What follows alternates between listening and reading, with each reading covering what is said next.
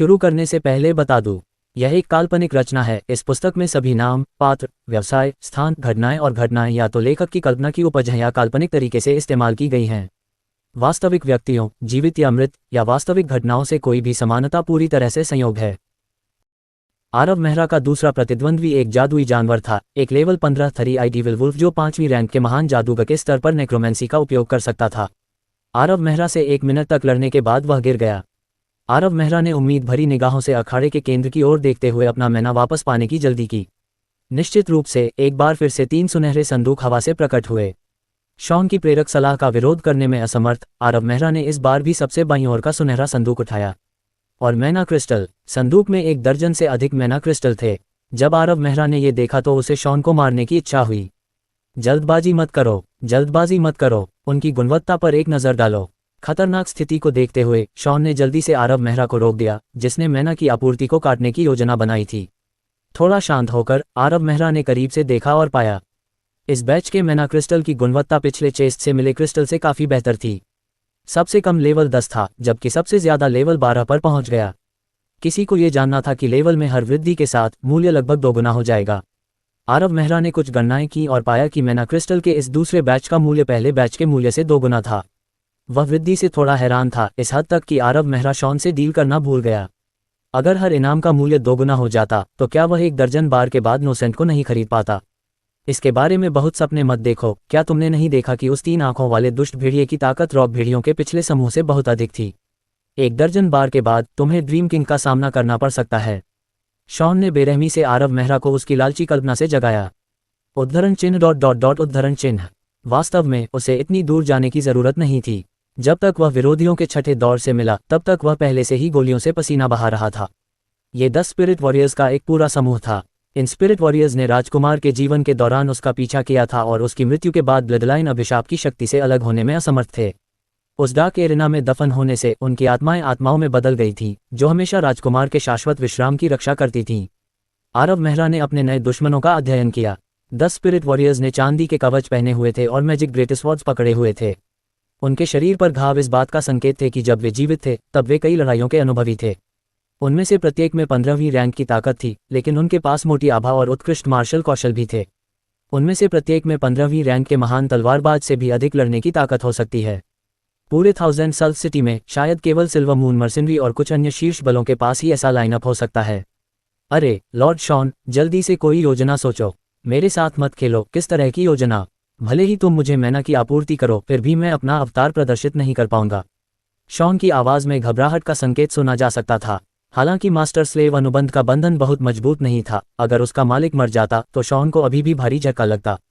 तुम में खुद को एक सच्चा स्पिरिट मैजिक टूल कहने की हिम्मत है। आरव मेहरा ने 10 स्पिरिट वॉरियर्स के साथ लड़ाई शुरू होने से पहले शाप देने में समय लिया। ये बिना किसी तैयारी के लड़ाई थी। दोनों पक्षों ने शुरुआत में ही अपनी सबसे शक्तिशाली क्षमताओं का इस्तेमाल किया। स्पिरिट वॉरियर्स के आगे बढ़ने पर आभा प्रज्वलित हुई। विशाल ग्रेटस्वर्ड्स ने अपने साथ विनाश की आवाज़ निकाली। ब्लेड पर धधकती आभा ने आरव मेहरा की आइस फायर शील्ड को एक पल में चीर दिया। आरव मेहरा हताश था। जब उसकी आइस फायर शील्ड कट गई तो उसने ग्रेटस्वर्ड के धक्के से कुछ कदम पीछे हटने के लिए गति का इस्तेमाल किया और एक मंत्र का जाप किया। स्पिरिट वॉरियर्स पर झपटने से पहले एक विशाल और शक्तिशाली फायर ड्रैगन ने दहाड़ लगाए। आरव मेहरा ने अपने आध्यात्मिक जादू के डंडे को कसकर पकड़ लिया और मंत्र के साथ समन्वय करते हुए अपने हाथों से लगातार इशारा किया। कुछ ही 10 सेकंड में उसने लगातार 3 फायर ड्रैगन छोड़े। जादू करने का यह तरीका बेहद खतरनाक था क्योंकि उसे कभी भी जादू का झटका लग सकता था, लेकिन वह अभी इस बारे में चिंता नहीं कर सकता था। उसका लक्ष्य बस इतना शक्तिशाली हमला करना था कि 1 या 2 स्पिरिट वॉरियर्स को मार सके। इस तरह वह बचे हुए स्पिरिट वॉरियर्स से लड़ने के लिए स्पिरिचुअल मैजिक स्टाफ से मिलने वाली जोरदार मैना सप्लाई पर भरोसा कर सकेगा। दुर्भाग्य से आरव मेहरा की पहली योजना विफल हो गई। 10 स्पिरिट वॉरियर्स ने एक फॉर्मेशन बनाया और आरव मेहरा के जादू की धार का सामना करने में कामयाब रहे। हालांकि कुछ स्पिरिट वॉरियर्स को गंभीर रूप से नुकसान पहुंचा था और ऐसा लग रहा था कि उन्होंने अपनी कुछ लड़ने की ताकत खो दी है। आरव मेहरा का दिल दहल गया। आरव मेहरा जानते थे कि यहाँ डार्क एरिना में स्पिरिट वॉरियर्स की भयावह रिकवरी स्पीड ने उनके शरीर को लगभग अजेय बना दिया था। ये घातक चोटें कुछ ही मिनटों में ठीक हो जाती थीं, लेकिन चून की लड़ाई पहले ही शुरू हो चुकी थी। आरव मेहरा के पास उसके आगे केवल एक ही रास्ता बचा था। लापरवाह कास्टिंग की अपनी शुरुआती लहर के बाद आरव मेहरा का मन पहले ही आधा हो गया था, लेकिन आरव मेहरा का प्रदर्शन और भी भयंकर हो गया। इस तथ्य का लाभ उठाते हुए कि कुछ स्पिरिट वॉरियर्स गंभीर रूप से घायल हो गए थे, आरव मेहरा ने एक बार फिर से मंत्रोच्चार किया। फ्लेम बैरियर, लगातार fire arrow, elemental slash, Frost burst. उसके सबसे शक्तिशाली मंत्र इन स्पिरिट वॉरियर्स के शरीर पर एक के बाद एक गिरे।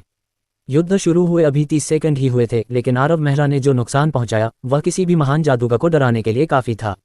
लेकिन स्पिरिट वॉरियर्स की संख्या अभी भी 10 पर बनी हुई थी। इसके अलावा वे अभी भी आरव मेहरा के पास पहुंचे, जबकि उनमें से आधे से ज्यादा गंभीर रूप से घायल थे। ऐसा लग रहा था कि ज्वलंत आभा पहले से ही उसके ठीक सामने थी। आरव मेहरा जानता था कि उसका पहला मौका पहले ही उसके हाथ से निकल चुका था।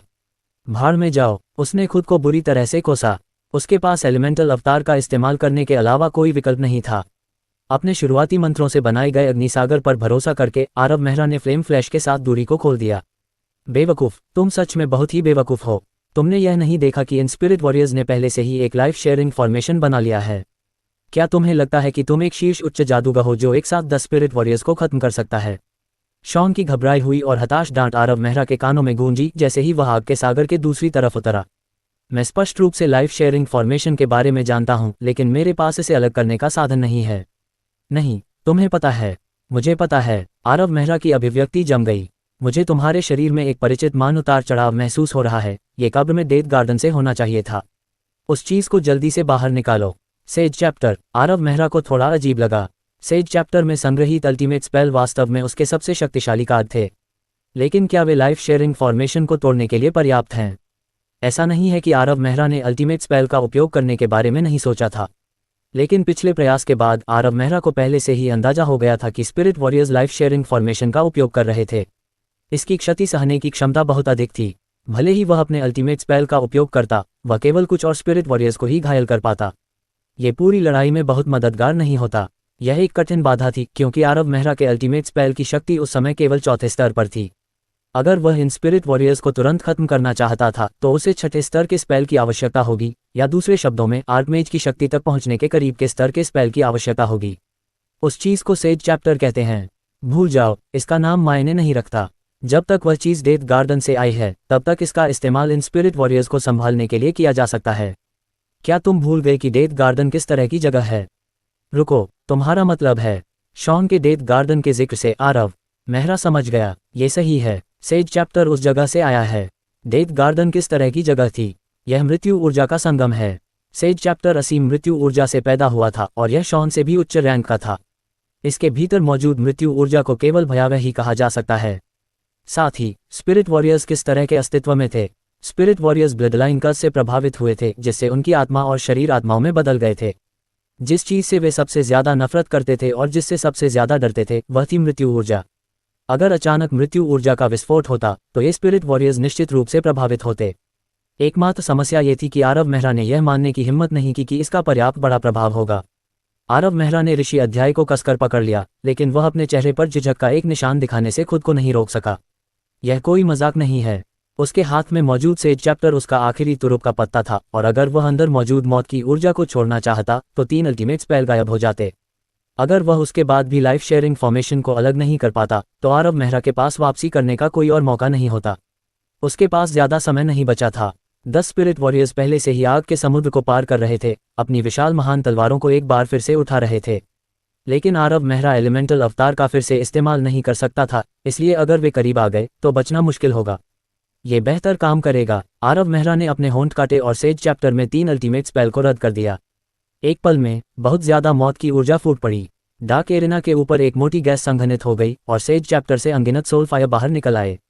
दुनिया को हिला देने वाली दहाड़ के साथ वे डार्क एरिना के केंद्र में विस्फोट हो गए, भूतों और कंकालों के झुंड में बदल गए। पूरा डार्क एरिना एक भयावह कब्रिस्तान जैसा लग रहा था। उसी समय आरव मेहरा ने आध्यात्मिक जादू की छड़ी लहराए और मंत्रों की एक और भयंकर लहर शुरू कर दी। मंत्र के बाद मंत्र, हाव भाव के बाद हाव भाव, एक के बाद एक मंत्र। आरव मेहरा को लगा कि उसके शरीर में झरने की तरह मन बह रहा है। जब एलिमेंटल एम्बर रिंग के भीतर का मन खत्म हो गया तो वह थोड़ा कांप उठा और फिर उसने आध्यात्मिक जादू के स्टाफ के भीतर से मन निकालना शुरू कर दिया। इतना कुछ होने से समय का प्रवाह धुंधला हो गया। आरव मेहरा को खुद नहीं पता था कि उसने कितने मंत्र डाले हैं। आखिरकार उसके सामने एक खून जमा देने वाली चीख सुनाई दी। फ्लेम स्पीयर से सीधा प्रहार मिलने के बाद सामने वाला स्पिरिट वॉरियर आखिरकार गिर पड़ा।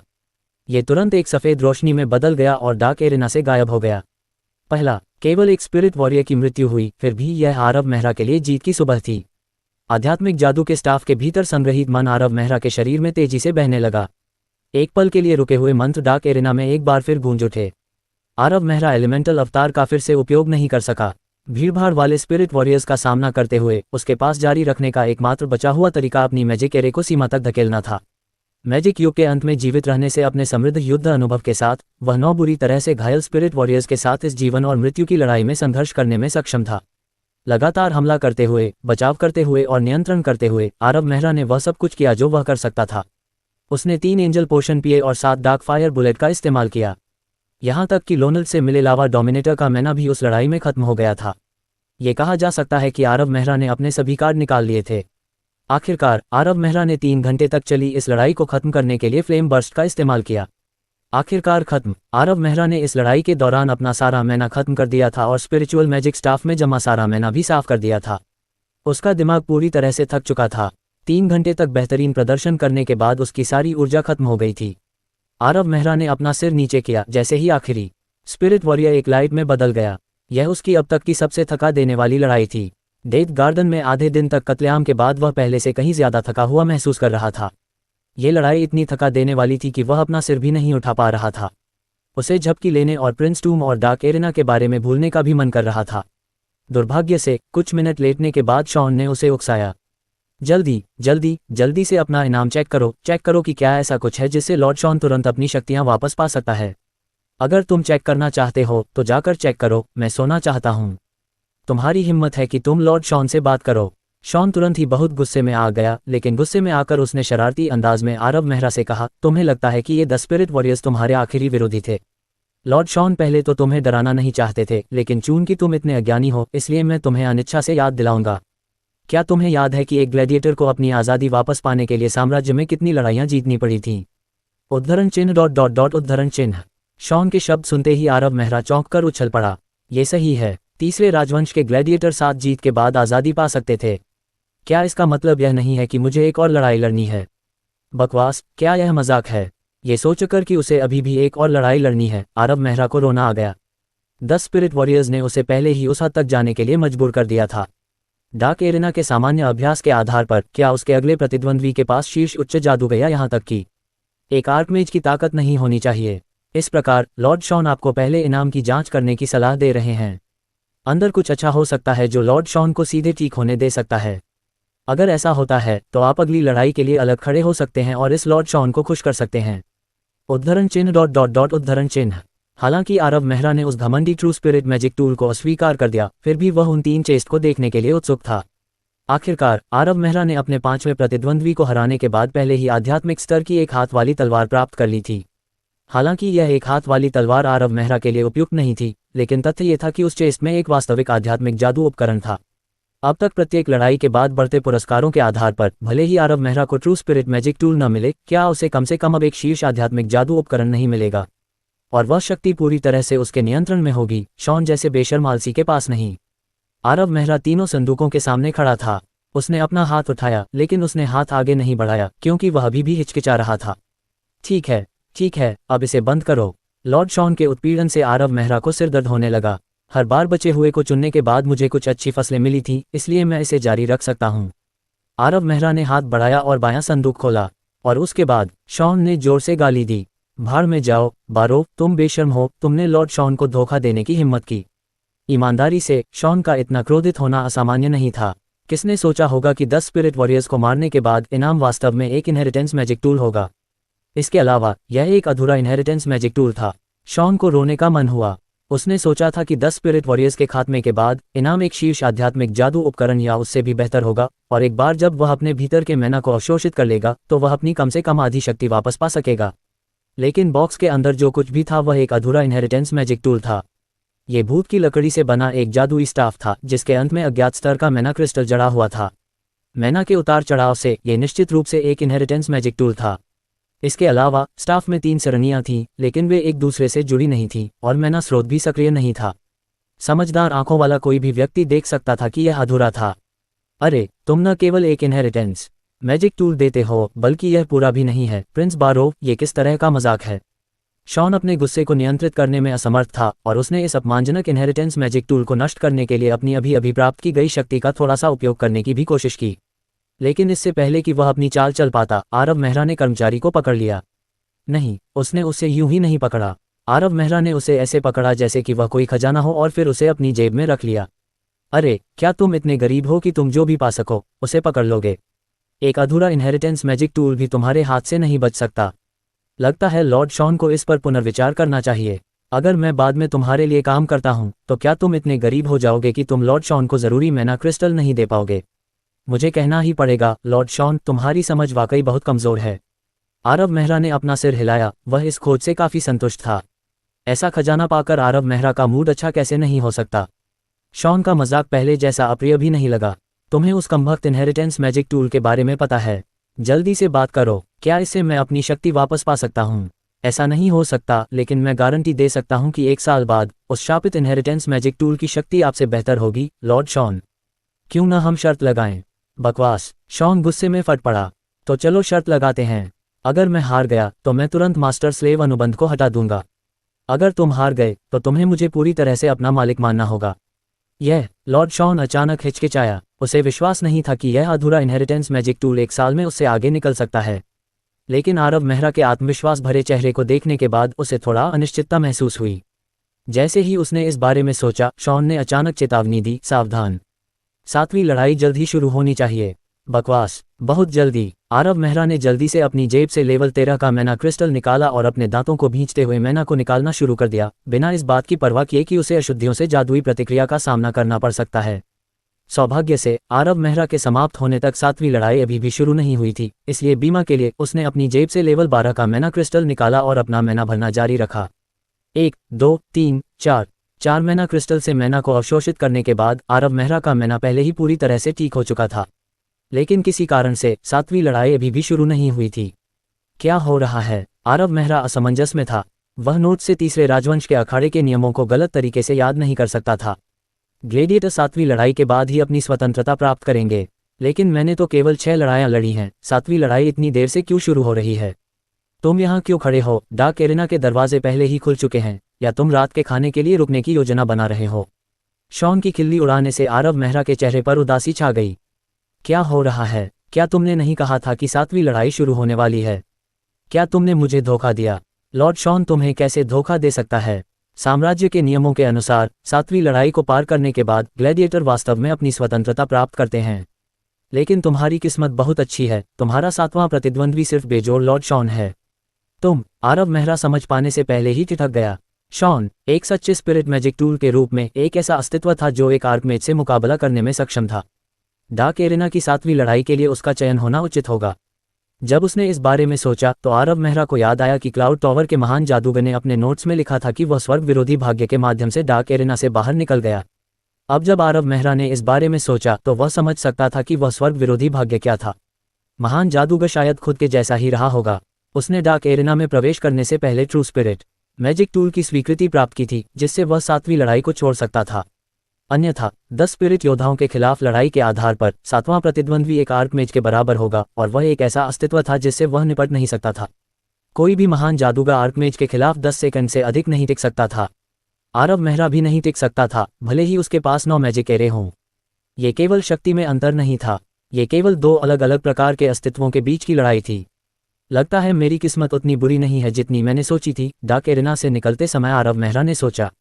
अरे मेहरा, तुमने मुझे अभी तक नहीं बताया कि उस लानत इनहेरिटेंस मैजिक टूल में क्या खास है। जैसे ही वे डार्क एरिना से निकल रहे थे, शॉन ने फिर से स्टाफ के बारे में पूछा। अगर मैं तुम्हें बता भी दूं तो तुम नहीं समझोगे, आरव मेहरा ने आधे मन से कहा। इसे आसानी से समझाया नहीं जा सकता था। आरव मेहरा इस सोल वॉकर को यह नहीं बता पाए कि जिसे उन्होंने अपमानजनक इनहेरिटेंस मैजिक टूल कहा था, वह कुछ सहस्राब्दियों बाद एक भयावह अस्तित्व बन जाएगा। उस समय इस स्टाफ को सबसे मजबूत ट्रू स्पिरिट मैजिक टूल के रूप में जाना जाएगा। बेशक इस समय ये कर्मचारी प्रसिद्ध सबसे मजबूत सच्चा आत्मा जादू उपकरण नहीं था जो कई सहस्राब्दियों में बन जाएगा। कुछ नोट्स में आरव मेहरा ने पढ़ा था कि हजारों साल बाद इस सबसे मजबूत जादू उपकरण में 28 कीमिया सरणियां थीं, साथ ही 17 विभिन्न शक्तिशाली संवर्धन भी थे। यह एक ऐसा अस्तित्व था जिसने कीमिया प्रणाली को पूरी तरह से पलट दिया। एक अतुलनीय रूप से जटिल संरचना, एक भयावह वहन क्षमता। इसके पूर्ण रूप की शक्ति उस समय के किसी भी सच्चे आत्मा जादू उपकरण से कहीं अधिक थी।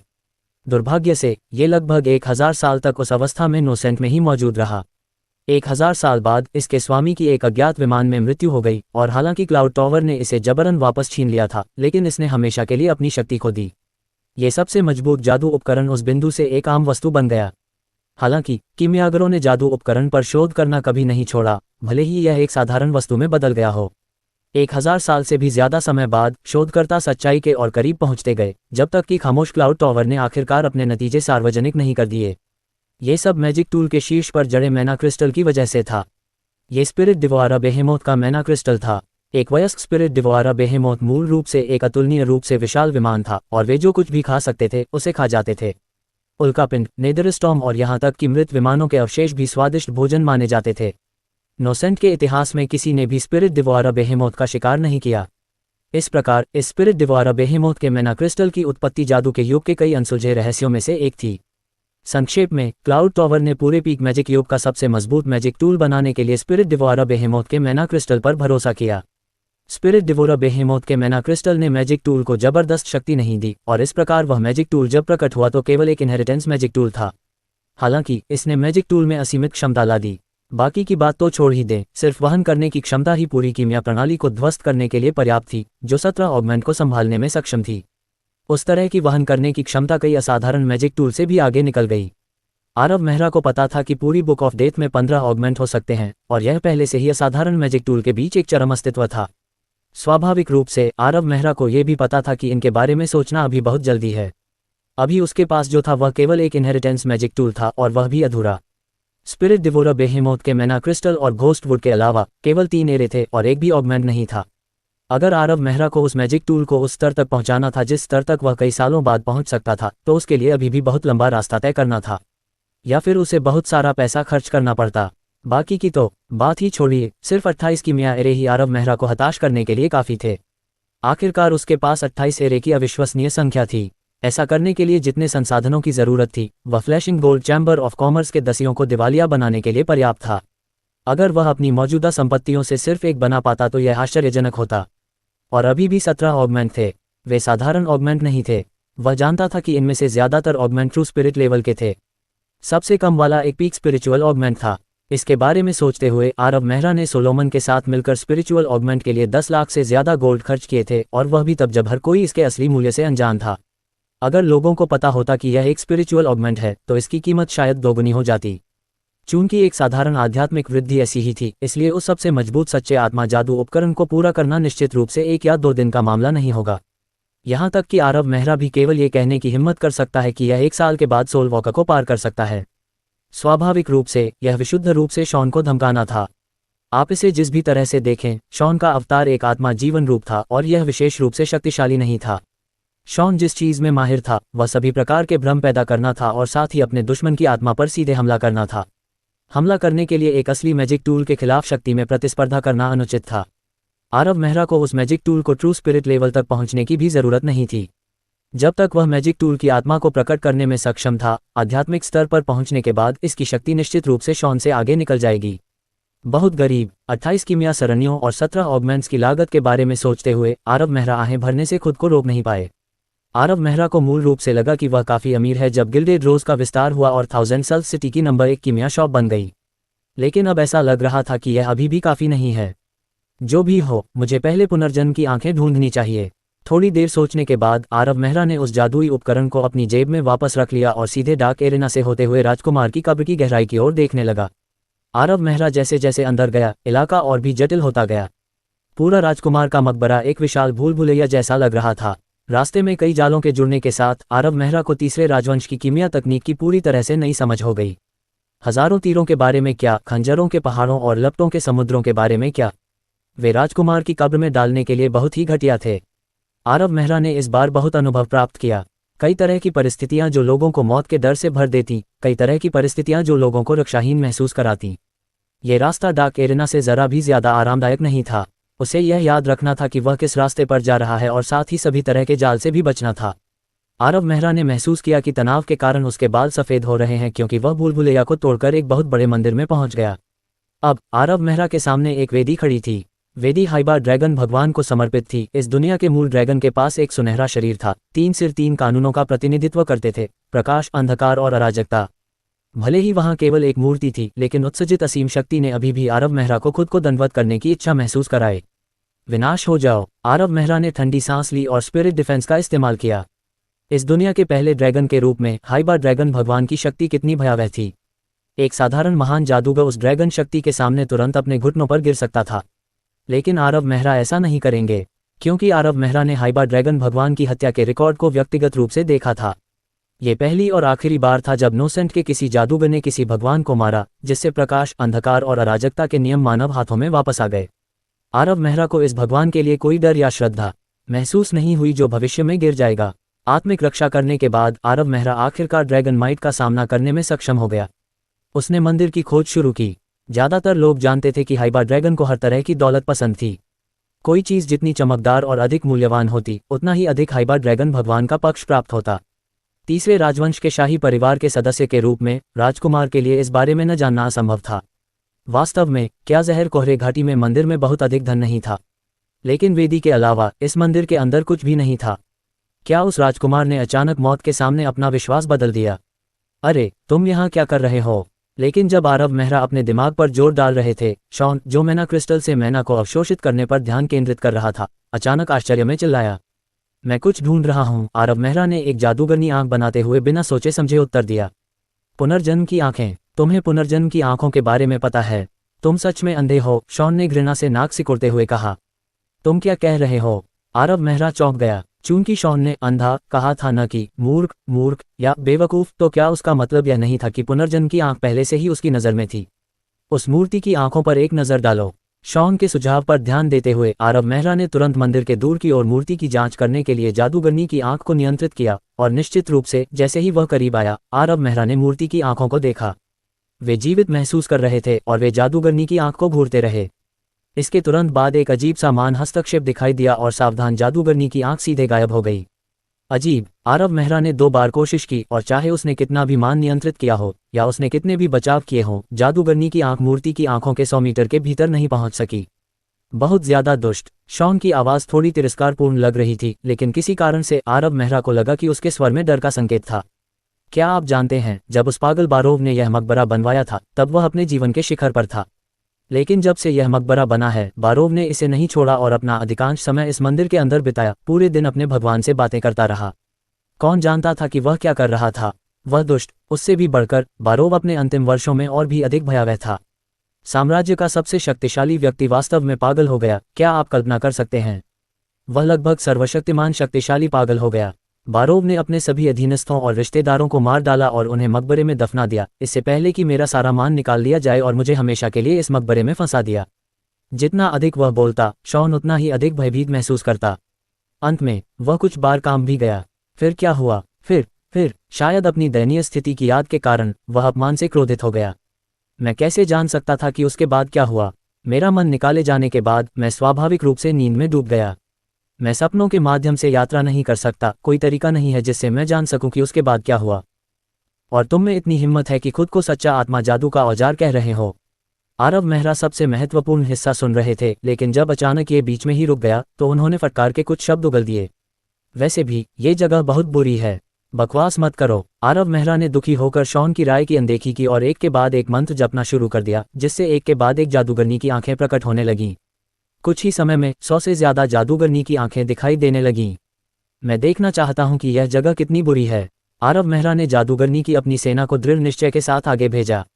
ऐसा लगा जैसे पतंगे खुद को रोशनी पर फेंक रहे हों, क्योंकि ये जादूगरनी की आंखें मूर्ति के बहुत करीब आने पर तुरंत बुलबुले की तरह फट जाती थीं। लेकिन फिर और भी जादूगरनी की आंखें पास आने लगीं। वे वाकई पतंगों की तरह थे, अपने भाइयों की मौत को अनदेखा करते हुए उस रोशनी की ओर भागते रहे। कुछ ही पल में लगभग 70 या 80 जादूगरनी की आंखें गायब हो चुकी थीं। लेकिन आरव मेहरा ने हार नहीं मानी और वह मंत्रोच्चार करता रहा, और जादूगरनी की आंखें मूर्ति की ओर भागने से पहले उसके सामने आती रहीं। आखिरकार एक जादूगरनी की आंख मूर्ति के 100 मीटर के भीतर प्रतिबंधित क्षेत्र में पहुंच गई। समझ गया। आरव मेहरा ने उस जादूगरनी की आंख को मैना से जोड़ने से पहले खुशी मनाई। वह भाग्यशाली जादूगरनी की आंख मूर्ति के प्रतिबंधित क्षेत्र में अधिक शक्तिशाली मैना हस्तक्षेप प्राप्त करने से पहले 3 सेकंड से अधिक जीवित नहीं रह सकी। 3 सेकंड बाद यह एक धमाके के साथ गायब हो गई। लेकिन आरव मेहरा के लिए 3 सेकंड पहले से ही पर्याप्त थे। इस बार आरव मेहरा स्पष्ट रूप से देखने में कामयाब रहे। वेदी के नीचे आश्चर्यजनक रूप से छाया स्याही में जमीन पर एक विशाल कीमिया सरणी बनाई गई थी। शुक्र है, मैं पहले जांच करने के लिए पर्याप्त सावधान था। आरव मेहरा की पीठ पर ठंडा पसीना टपक रहा था। शैडो इंक से खींची गई एरे छिपी होने के लिए जानी जाती थी, यहाँ तक कि मैना के उतार चढ़ाव को भी छुपाने में सक्षम थी। उन्हें पहचानने का एकमात्र तरीका ज़मीन पर पीछे छोड़े गए निशानों से था। अगर कोई विशेष रूप से सावधान नहीं था तो वे आसानी से नहीं जान पाएंगे कि ये चीज़ें जो सिर्फ बचे हुए दाग लगती थीं, वास्तव में एक आश्चर्यजनक रूप से शक्तिशाली कीमिया सरणी को छिपाती थीं। सौभाग्य से आरव मेहरा ने पहले ही देख लिया था कि यह मंदिर थोड़ा बहुत विशाल और खाली था, और इस प्रकार उसने पहले क्षेत्र की खोज करने के लिए जादूगर की आंखों का उपयोग करने पर जोर दिया था। नतीजतन वह निश्चित मृत्यु से बचने में सक्षम था। आरव मेहरा ने फर्श पर उस विशाल कीमिया सरणी को पहचान लिया था। यह एक कारीगर स्तर की नर्क सरणी थी। एक महान जादूगर के रूप में आरव मेहरा की ताकत के साथ अगर वह नर्क सरणी में प्रवेश करता है तो उसके लिए केवल एक ही अंत होगा, मृत्यु। नर्क से क्रिम्सन फायर आरव मेहरा को एक पल में राख में बदल देगा। यह एक ऐसी शक्ति थी जिसका विरोध उच्च जादूगर भी एक पल के लिए नहीं कर सकते थे। आरव मेहरा जैसे महान जादूगर की तो बात ही छोड़िए, लेकिन उन मूल्यवान 3 सेकंड को प्राप्त करने के बाद सब कुछ अलग था। उन 3 सेकंड में आरव मेहरा हेल एरे के मैना स्रोतों को खोजने में कामयाब रहे। कुल 6 मैना स्रोत थे जो एक हेक्साग्राम स्टार के समान थे, जो हेल एरे की आपूर्ति करते थे। आरव मेहरा की योजना इन 6 मैना स्रोतों को नष्ट करने की थी, जिसके परिणामस्वरूप हेल एरे का पतन हो जाएगा। निर्माण की तुलना में विनाश हमेशा आसान रहा है। आरव मेहरा ने मैजाइज भेजना बंद कर दिया था और अपने मैना को फिर से भरने के लिए अपने हाथ पर एलिमेंटल एम्बर रिंग को सक्रिय करना शुरू कर दिया था। कुछ ही मिनटों में आरव मेहरा ने कम से कम 200 मैजाइज डाली थीं। सौभाग्य से वह केवल आखिरी मैजाइज से ही जुड़ पाया था, जो उसे सबसे दूर ले गई थी। अपने मैना को फिर से भरने के बाद आरव मेहरा ने जलती हुई लपटें डाली, जिससे कई दर्जन मीटर तक आग की लपटें फैल गईं। फिर आरव मेहरा ने एलिमेंटल इनकर्नेशन का इस्तेमाल किया और आग के समुद्र के बीच से फ्लेम फ्लैश डालकर मैना स्रोत के किनारे तक पहुंच गए। आरव मेहरा ने अपने स्पिरिचुअल मैजिक स्टाफ से इशारा किया और एक फ्लेम स्पीयर ने तुरंत मैना स्रोत को चकनाचूर कर दिया। बहुत सारा मैना बिखर गया, लेकिन आरव मेहरा ने इसे अवशोषित करने की परवाह नहीं की और इसके बजाय दूसरे मैना स्रोत के बगल में दिखाई देने के लिए एक बार फिर फ्लेम फ्लैश डाला। और फिर तीसरा, चौथा, पांचवां और छठा। 6 मन स्रोत कुछ ही क्षणों में बिखर गए। नरक की सरणी अंधेरे में जाने से पहले थोड़ी देर के लिए चमकी। उसी समय आरव मेहरा ने अपने मौलिक अवतार अवस्था में रहते हुए अंतिम ज्वाला फ्लैश डाली। अगले ही सेकंड आरव मेहरा वेदी के ऊपर दिखाई दिए। आरव मेहरा अब ये पुष्टि करने में सक्षम थे कि विशाल वेदी पूरी तरह से खाली थी। इस खोज ने आरव मेहरा को निराश कर दिया। तीसरे राजवंश के राजकुमार की कब्र में हेबा ड्रैगन भगवान को पवित्र करने के लिए इस्तेमाल की जाने वाली वेदी खाली कैसे हो सकती है? तीसरे राजवंश में हेबा ड्रैगन भगवान की वेदी पर भेंट न चढ़ाना बारोव पर ईशनिंदा के अपराध का आरोप लगाने के लिए पर्याप्त होगा। क्या कब्र के लुटेरे मुझसे पहले कब्र में घुस सकते थे और सभी कीमती सामान चुरा सकते थे? उसने सोचा, नहीं, ऐसा लगता है कि यह असंभव है। आरव मेहरा ने तुरंत इस संभावना को खारिज कर दिया, क्योंकि हेल एरे के मैना स्रोतों को अभी नष्ट किया जाना बाकी था। अगर वास्तव में कोई कब्र लुटेरा था तो वे मैना स्रोतों को नष्ट किए बिना आर्टिसन स्तर की कीमिया सरणी से कैसे गुजरे?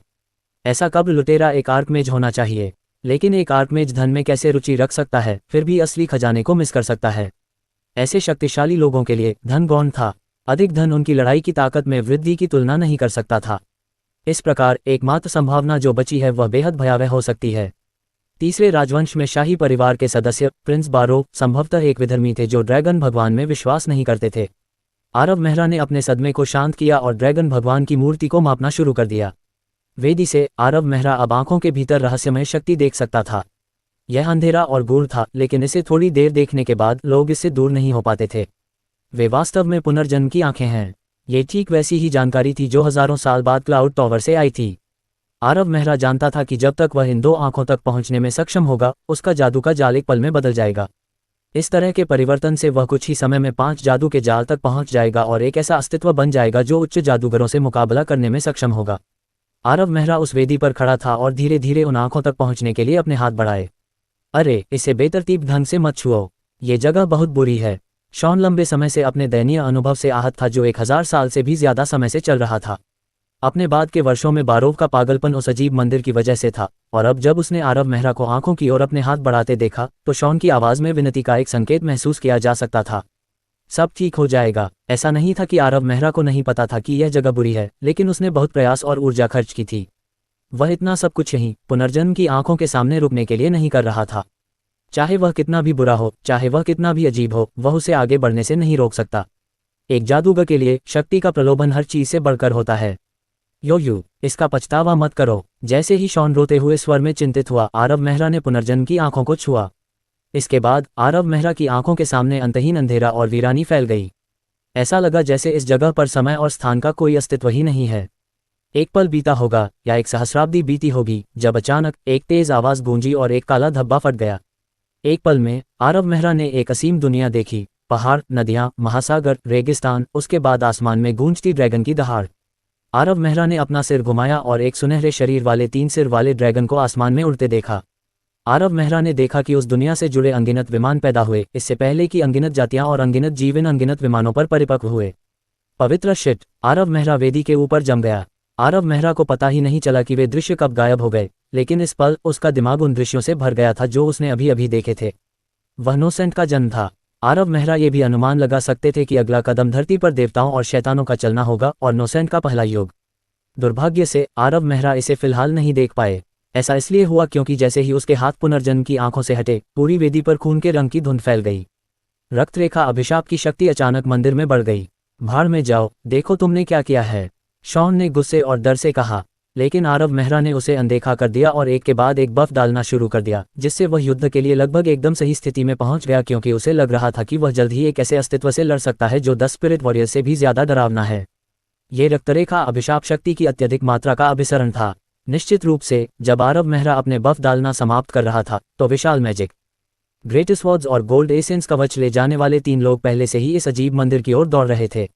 भाड़ में जाओ, वे बारोव द्वारा परिष्कृत किए गए गार्जियन पपेट हैं। तुमने बहुत बड़ी मुसीबत खड़ी कर दी है। शॉन के भयभीत चिल्लाने के बाद आरव मेहरा ने देखा कि 3 योद्धा वास्तव में इंसान नहीं थे, बल्कि मैजिक वेपन और गोल्ड एसेंस बॉडी वाले कीमिया पपेट थे। मंदिर में प्रवेश करने के बाद ये युद्ध मशीनें आग के समुद्र में से गुजरी और आरव मेहरा पर हमला किया। तुम बदकिस्मत हो। जब उसने उन 3 कीमिया कठपुतलियों को भागते हुए देखा तो आरव मेहरा को लगा कि यह एक बहुत ही परेशानी वाली लड़ाई होगी। निश्चित रूप से उनमें से प्रत्येक के पास 9वीं रैंक के महान तलवारबाज की शक्ति थी।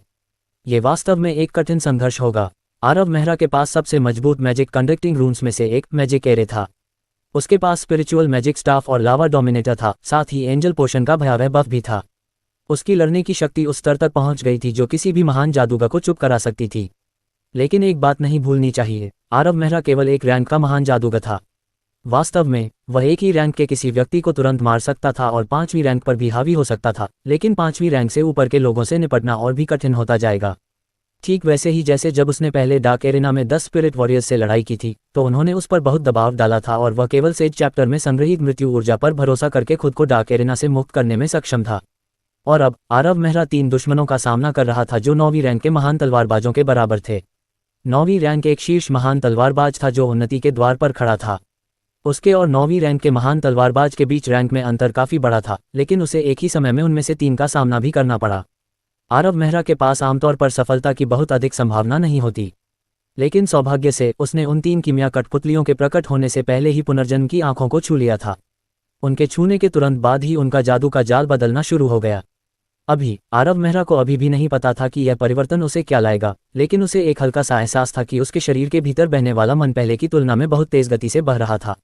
जादू के जाल की गति काफी बढ़ गई थी और कुछ मंत्र संयोजन जो वह केवल ऋषि अध्याय पर निर्भर रहते हुए युद्ध में उपयोग कर सकता था, अब उसे पुनर्जन्म की आंखों को छूने के बाद उतना मुश्किल नहीं लगा। लेकिन सबसे महत्वपूर्ण हिस्सा, उसे महसूस हो रहा था कि उसका दूसरा मैजिक एरे बनने की प्रक्रिया में है। आरव मेहरा को लगा कि अगर वह इस लड़ाई में विजयी हुआ तो उसे सबसे पहले पुनर्जन्म की आंखों का शुक्रिया अदा करना होगा। तीनों कीमिया कठपुतलियां तुरंत आरव मेहरा के पास पहुंची और लड़ाई शुरू कर दी। कोई जांच नहीं, कोई निरीक्षण नहीं, बस एक भयंकर तूफान जैसा हमला।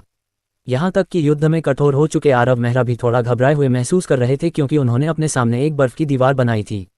जब उन्होंने कुछ छोटे छोटे मंत्रों को डालने के लिए कुछ छूट पाने की कोशिश की तो एक बड़ी तलवार ने आग की लपटें छोड़ते हुए बर्फ की दीवार को कुचल दिया, जिससे एक कर्कश ध्वनि हुई। बहुत भयंकर। आरव मेहरा का चेहरा पीला पड़ गया। इन 3 कीमिया कठपुतलियों की शक्ति वास्तव में उनकी कल्पना से कहीं ज्यादा थी। यहाँ तक कि उन्होंने इन कीमिया कठपुतलियों के निर्माता के लिए कुछ प्रशंसा भी की। न केवल उनकी शक्ति और गति 9वीं रैंक के महान तलवारबाजों से किसी भी तरह से कम नहीं थी, बल्कि उन्होंने कठपुतलियों के आभा का उपयोग न कर पाने की खामी को भी हल कर दिया था। महान तलवारों से निकलने वाली उग्र लपटें 9वीं रैंक के तलवारबाजों की आभा से कम नहीं थीं। इतनी मोटी बर्फ की दीवार एक ही वार में टूट गई। सीधे वार को रोकने के लिए कम से कम 3 बर्फ की आग की ढालों की आवश्यकता होगी, और आरव मेहरा ने जल्द ही कीमिया कठपुतलियों के बीच किसी तरह के समन्वय की खोज की। वे मुझे कोई रास्ता नहीं दे रहे हैं। किस तरह का कंट्रोल रूम कीमिया कठपुतलियों को इस तरह एक दूसरे के साथ समन्वयित कर सकता है? क्या इसके लिए किसी कारीगर के कौशल की आवश्यकता नहीं थी? ये देखते हुए कि 3 कीमिया कठपुतलियां 9वीं रैंक के महान तलवारबाजों के बराबर थीं, अगर वे सहयोग कर सकती थीं तो उनकी समग्र युद्ध क्षमता को केवल भयावह ही कहा जा सकता था। इस छोटी सी चूक के कारण आरव मेहरा का फ्लेम बैरियर आधा सेकंड देरी से छोड़ा गया, जबकि कीमिया की एक कठपुतली ने पहले ही अपना हमला शुरू कर दिया था। उसके हाथ में मौजूद हथियार से निकली आग की लपटों ने आरव मेहरा को लगभग आधा काट दिया। सौभाग्य से आरव मेहरा ने अपनी चूक को भांप लिया था और काफी तेजी से प्रतिक्रिया की। उसने फ्लेम बैरियर डालते समय सेज चैप्टर को सक्रिय किया और आरव मेहरा के सामने 1 मीटर की दूरी पर एक अल्टीमेट फ्रॉस्ट आर्मर दिखाई दिया। जब ज्वलंत तलवार फ्रॉस्ट आर्मर पर भारी रूप से गिरी तो केवल एक कर्कश ध्वनि गूंजी। ये फ्रॉस्ट आर्मर पहले से ही एक अल्टीमेट स्पेल बन चुका था जो 4th टियर स्पेल की शक्ति प्रदर्शित करता था, लेकिन यह अभी भी ज्वलंत तलवार के नीचे टूट गया। उसी समय एक बहुत बड़ी ताकत ने आरव मेहरा पर हमला किया, जिससे वह टूटी हुई पतंग की तरह 1 दर्जन मीटर दूर उड़ गया। भाड़ में जाओ, सच में परेशान करने वाला। आरव मेहरा ने खुद को सीधा किया और अपने मुंह के कोने पर खून पोंछा। फिर उसने ठीक होने के लिए एक स्वास्थ्य औषधि पी ली। ये 9वीं रैंक के महान तलवारबाज की शक्ति थी। वह एक अल्टीमेट फ्रॉस्ट आर्मर था। ये स्पिरिट वॉरियर के हमले को रोक सकता था, लेकिन यह वास्तव में उस तलवार के झटके से बिखर गया था और बची हुई शॉकवेव ने आरव मेहरा को उड़ा दिया। अगर वह तलवार उस पर गिरती। थोड़ा नुकसान उठाने के बाद आरव मेहरा ने कीमिया कठपुतलियों से दूर रहने की कोशिश में और भी अधिक प्रयास किया, क्योंकि उसने सभी प्रकार के नियंत्रण मंत्रों का जाप करना शुरू कर दिया। धीमा, बांधना, बर्फ का जाल, छाया पिंजरा, सभी एक के बाद एक।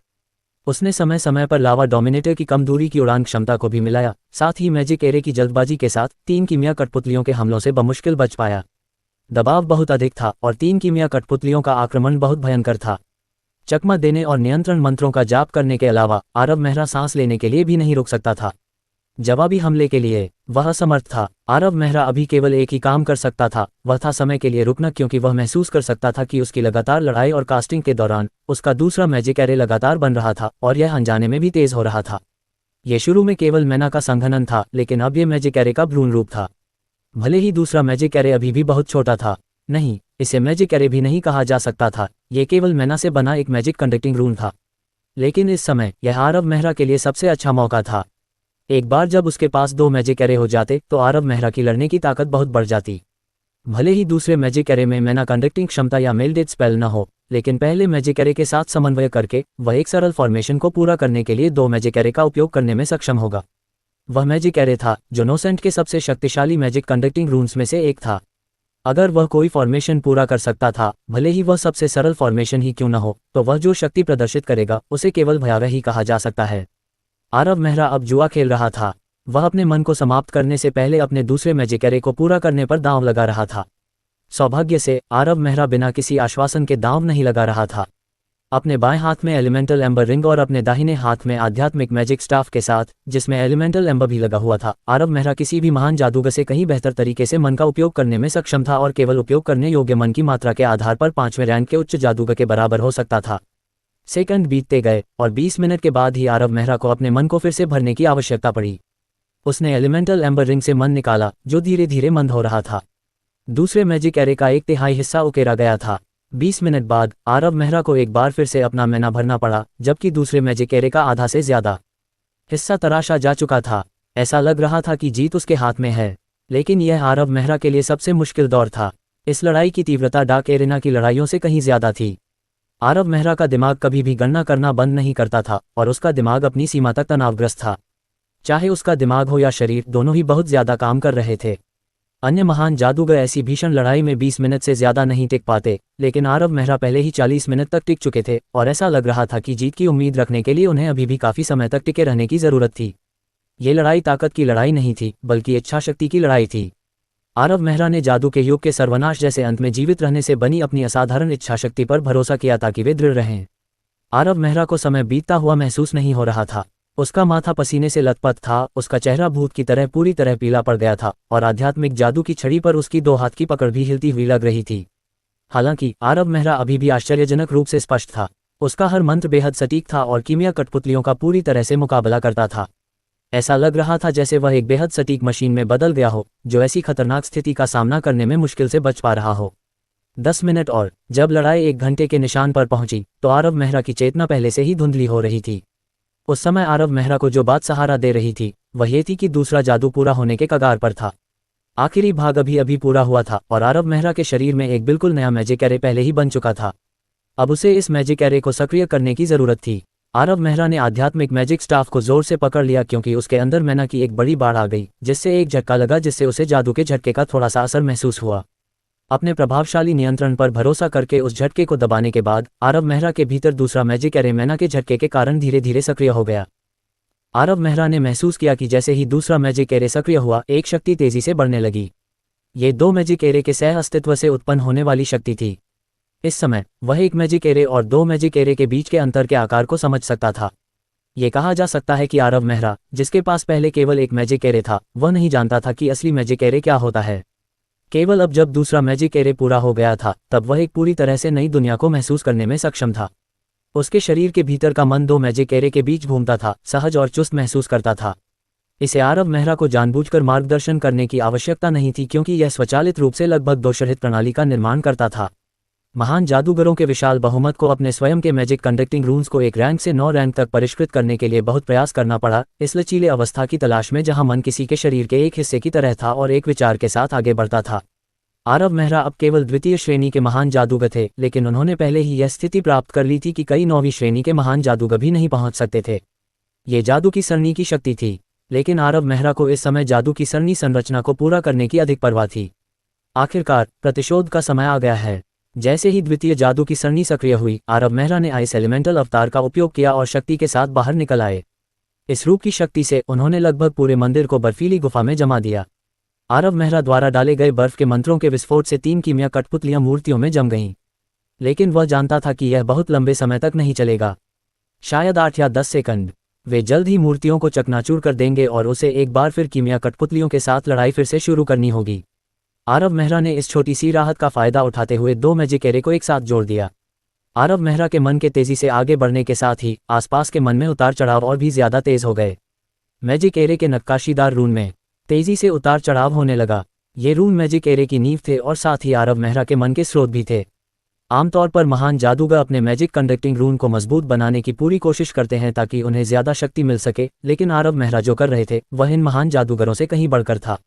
उन्होंने इन रूनों को व्यवस्थित करने के लिए मैजिक एरे का इस्तेमाल एक माध्यम के रूप में किया। प्रत्येक व्यवस्था एक पूरी तरह से नई शक्ति पैदा करती थी, लेकिन इस तरह की व्यवस्था के लिए अत्यधिक कंप्यूटेशनल क्षमता की भी आवश्यकता होती है। आरव मेहरा के मैजिक एरे में काफ़ी सारे रून थे और प्रत्येक व्यवस्था के लिए कई गणनाओं की ज़रूरत थी। यही असली वजह भी थी कि मैजिक एरे रखने वाले बहुत कम महान जादूगर थे। इस युग में आरव मेहरा के अलावा कोई महान जादूगर ये कार्य नहीं कर सकता था। आरव मेहरा ने एक हाथ में ऋषि अध्याय और दूसरे हाथ में आध्यात्मिक जादू का डंडा थाम रखा था। रून बेतहाशा टिमटिमा रहे थे और मंदिर में बड़ी मात्रा में मान एकत्र हो रहा था। बर्फ के टुकड़ों को साथ लेकर घूमती हुई हवाओं ने मंदिर को बर्फानी तूफान जैसी दुनिया में बदल दिया। आरव मेहरा ने एक लंबा मंत्र पढ़ा, प्रत्येक शब्द अथाह शक्ति से भरा हुआ था। उसकी आवाज़ घूमती हुई हवाओं के भीतर गूंज रही थी। जैसे ही उसने अपना अंतिम शब्द समाप्त किया, तीनों मूर्तियों से एक कर्कश ध्वनि गूंज उठी। मंदिर इतनी हिंसक रूप से हिल गया कि ऐसा लगा जैसे राजकुमार की कब्र ढह रही हो। इस समय नंगी आंखों से लहरें देखी जा सकती थीं, जो बीच में 3 मूर्तियों के साथ हिंसक रूप से फैल रही थीं। ये रूनिक शॉक बर्स्ट था, जो मैजिक एरे के सबसे बुनियादी स्वरूपों में से एक था। साथ ही ये सबसे शक्तिशाली मंत्र था जिसे आरव मेहरा वर्तमान में इस्तेमाल कर सकता था। एक रूनिक शॉक बर्स्ट के बाद पूरे स्थान पर सन्नाटा छा गया। कोई तूफान नहीं था, कोई और मन उतार चढ़ाव नहीं था, केवल जमी हुई मूर्तियां और ढहा हुआ आरव मेहरा था। ऐसा लगा जैसे समय रुक गया हो। किसी बिंदु पर एक चटकने की आवाज़ गूंजी जिसने इस अजीब सन्नाटे को तोड़ दिया। फिर मूर्तियों पर दरारें दिखाई देने लगीं और भी आवाज़ें गूंजने लगीं। छोटी दरारें जल्द ही फैल गईं, निशान में बदल गईं, इससे पहले कि मूर्तियां टुकड़ों में बिखर जाएं। बर्फ टुकड़ों में बिखर गई और साथ ही तीनों कीमिया कठपुतलियां भी। रूनिक शॉक बर्स्ट के कारण जादुई हथियार, जादुई कवच और यहां तक कि सोने के सार के फ्रेम भी टुकड़ों में टूट गए। यह इस नई क्षमता की शक्ति थी। यह क्या बकवास था। इस तरह की शक्ति बहुत भयावह थी, इस हद तक कि शॉन की आवाज़ डर से भर गई। अगर ऐसी शक्ति किसी उच्च जादूगर से आती तो उसे इतना आश्चर्य नहीं होता, लेकिन आरव मेहरा स्पष्ट रूप से एक महान जादूगर था, और इसके अलावा एक महान जादूगर जो अभी अभी दूसरे रैंक पर पहुंचा था। वह इतनी भयावह शक्ति को कैसे नियंत्रित कर सकता था? दूसरे रैंक के महान जादूगर जैसी शक्ति। अगर वह उच्च जादूगर बन जाता तो क्या होता? इसके बारे में सोचते हुए शॉन चुप हो गया। अगर मैं समझाऊं भी तो तुम नहीं समझोगे। आरव मेहरा ने शॉन को सब कुछ स्पष्ट करने की योजना नहीं बनाई थी। उस रूनिक शॉक बर्स्ट ने पहले ही आरव मेहरा के सभी मैना का उपयोग कर लिया था और उसने हाल ही में उकेरे गए कुछ रूनों को भी खो दिया था। इसमें कोई मदद नहीं की जा सकती थी क्योंकि रूनिक शॉक बर्स्ट की मैना खपत बहुत भयावह थी। जब आरव मेहरा को पता चला कि उसके पास उपयोग करने के लिए पर्याप्त मैना नहीं है, तो उसने तुरंत इस कठोर लड़ाई को समाप्त करने के लिए कुछ हाल ही में उकेरे गए रूनों का बलिदान करने का फैसला किया। अब आरव मेहरा की दूसरी मैजिक एरे कुछ हद तक अस्थिर थी। उसके पास इस समय का उपयोग करके एक बार फिर से भस्म हो चुके रूनों को तराशने के अलावा कोई विकल्प नहीं था, अन्यथा वह नोसेंट के इतिहास में दूसरे रैंक के महान जादूगर के रूप में सबसे कम समय तक रहने वाला व्यक्ति बन सकता था। सौभाग्य से मैजिक एरे आरव मेहरा द्वारा पुनर्जन्म की आंखों को छूने के बाद अच्छी तरह से बना था, इसलिए एक बार फिर से रूनों को तराशने में काफी कम समय लगा। आरव मेहरा को इस दोष को ठीक करने में 10 मिनट लगे। फिर वह हाइबर ड्रैगन भगवान की मूर्ति के सामने खड़ा हुआ और एक बार फिर से पुनर्जन्म की आंखों पर हाथ रखा। लेकिन उसका भाव अचानक बदल गया, क्योंकि इस बार उसके दिमाग में कोई दृश्य नहीं आया। क्या हो रहा है? आरव मेहरा ने भौहें सिकोड़ी। क्या यह मैना से संबंधित हो सकता है? उसने इस पर विचार किया और महसूस किया कि यही एकमात्र संभावित कारण था। जब उसने पहले पुनर्जन्म की आंखों को छुआ था तो उसका मैना भंडार भरा हुआ था।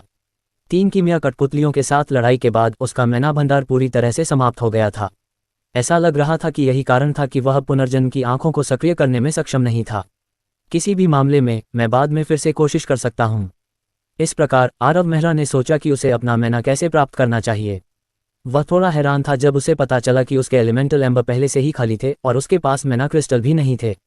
उसकी सभी रिकवरी विधियों में से केवल एक ही बचा था, एंजल पोशन से मैना रिकवरी की बढ़ी हुई गति। आरव मेहरा को समझ नहीं आ रहा था कि हंसे या रोए।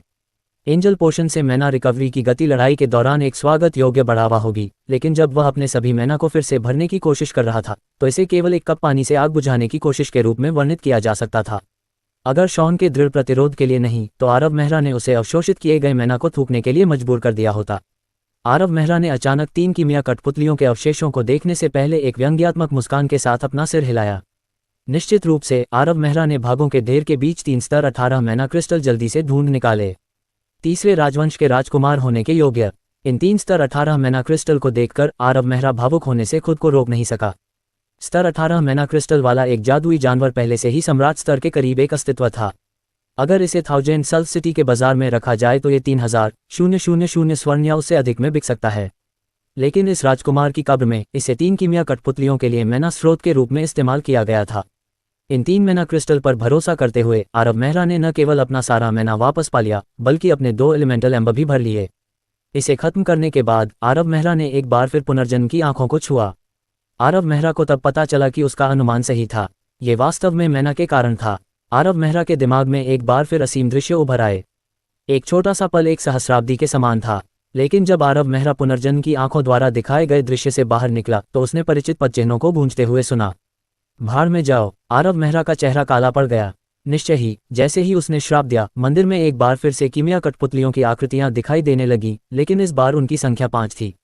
आरव मेहरा हमेशा से ही इस बात को लेकर उत्सुक थे। वह महान जादूगर जिसने पहले मैजिक एरे का इस्तेमाल किया था, वह पुनर्जन्म की आंखों की मदद से केवल 5 मैजिक एरे की स्थिति तक क्यों पहुंच पाया था। पुनर्जन्म की आंखें किसी व्यक्ति को एक पल में बार बार पुनर्जन्म का अनुभव करा सकती हैं। ये पुनर्जन्म किसी साधारण जादूगर के लिए कुछ नहीं करेगा, लेकिन मैजिक एरे रखने वाले व्यक्ति के लिए यह एक लंबे समय से प्रतीक्षित अवसर था, क्योंकि प्रत्येक पुनर्जन्म ने महान जादूगर को अपने मैजिक कंडक्टिंग रून्स के भीतर कई और रून्स जमा करने की अनुमति दी। उनके पास जितने अधिक रून्स होंगे, मैजिक एरे उतना ही परिष्कृत होगा। सिद्धांत रूप में जब तक वे पर्याप्त पुनर्जन्म का अनुभव करते हैं तब तक 9 मैजिक एरे तक पहुंचना पूरी तरह से संभव था, और यहां तक कि 9 मैजिक एरे को एक में मिलाकर एक उच्च जादूगर बनना भी संभव था।